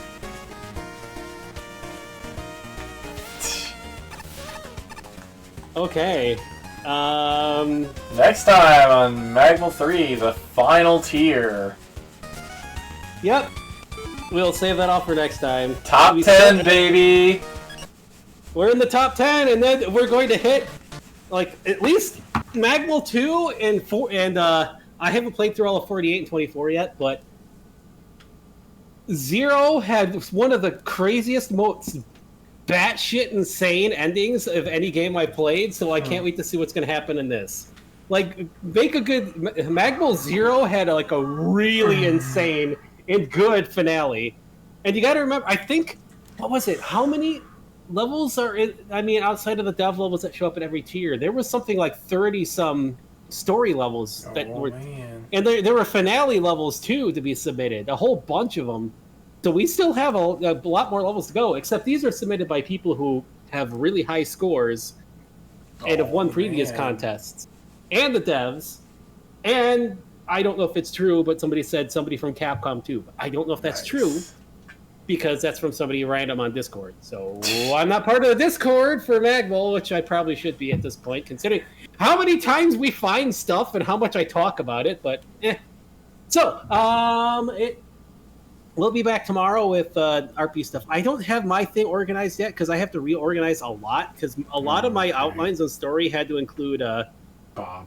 Bob was like a big part of things and story and stuff that was going to happen. So I have to rewrite a lot and figure out how things work out. I mean, I mostly just make an outline and just fill it in as the players do stuff. But still, when you have, it's like writing a computer program. When you have a variable that's included in the whole program, and it's suddenly gone, you have to rewrite the whole thing. Yeah. And it's just like, ugh. But I'll figure it out. And it's not like we have to stick to a certain day anymore, because me and you can do it whenever, so. Yeah. Although all my job applications I put in for me to be available only until like 7 or 8 o'clock on Wednesday, so. Okay. Wednesdays still work, I guess. Yeah. But for now, let's end with puppies and kitties. Well, there's puppies. Puppies and kitties. Look out, Cooters, I'm going to run over your tail. There's Luna. There's my wolf down there. If I could, I can't get up because his tail is in the way. Here. I will move your tail. There. There's my wolf. There's the older husky. There's my wolf. And there's the younger husky. It's a wolf butt. Hi. Hi, guys. Mr. Coots. Mr. Coots. Puppies. Look how... Hey. These guys are so cute. So yeah, you want to see an actual wolf? There he is. Right there. Boop, boop, boop, boop. He's a good boy. He's a Disney wolf. He's descended from White Fang. So he's a good boy. Luna loves him a lot. She loves him very lots. Oh, she wants to like him to make like she wants to have like his puppies, even though she just annoys the hell out of him. So she has no idea how to flirt. She still counts as a puppy because she's only just over a year old. So yeah, she'll get better. Right? I hope. Here, get Coots. Get Coots. Get him. All right. So yeah, I guess we'll be back tomorrow, hopefully. Everyone say well, be well. See y'all next time. Bye-bye. Blurp. Luna, she's so cute. Anyway, yeah, that is what you'll be hearing from me. And tomorrow on maybe Trails of Creation, the fall of a post-scarcity economy.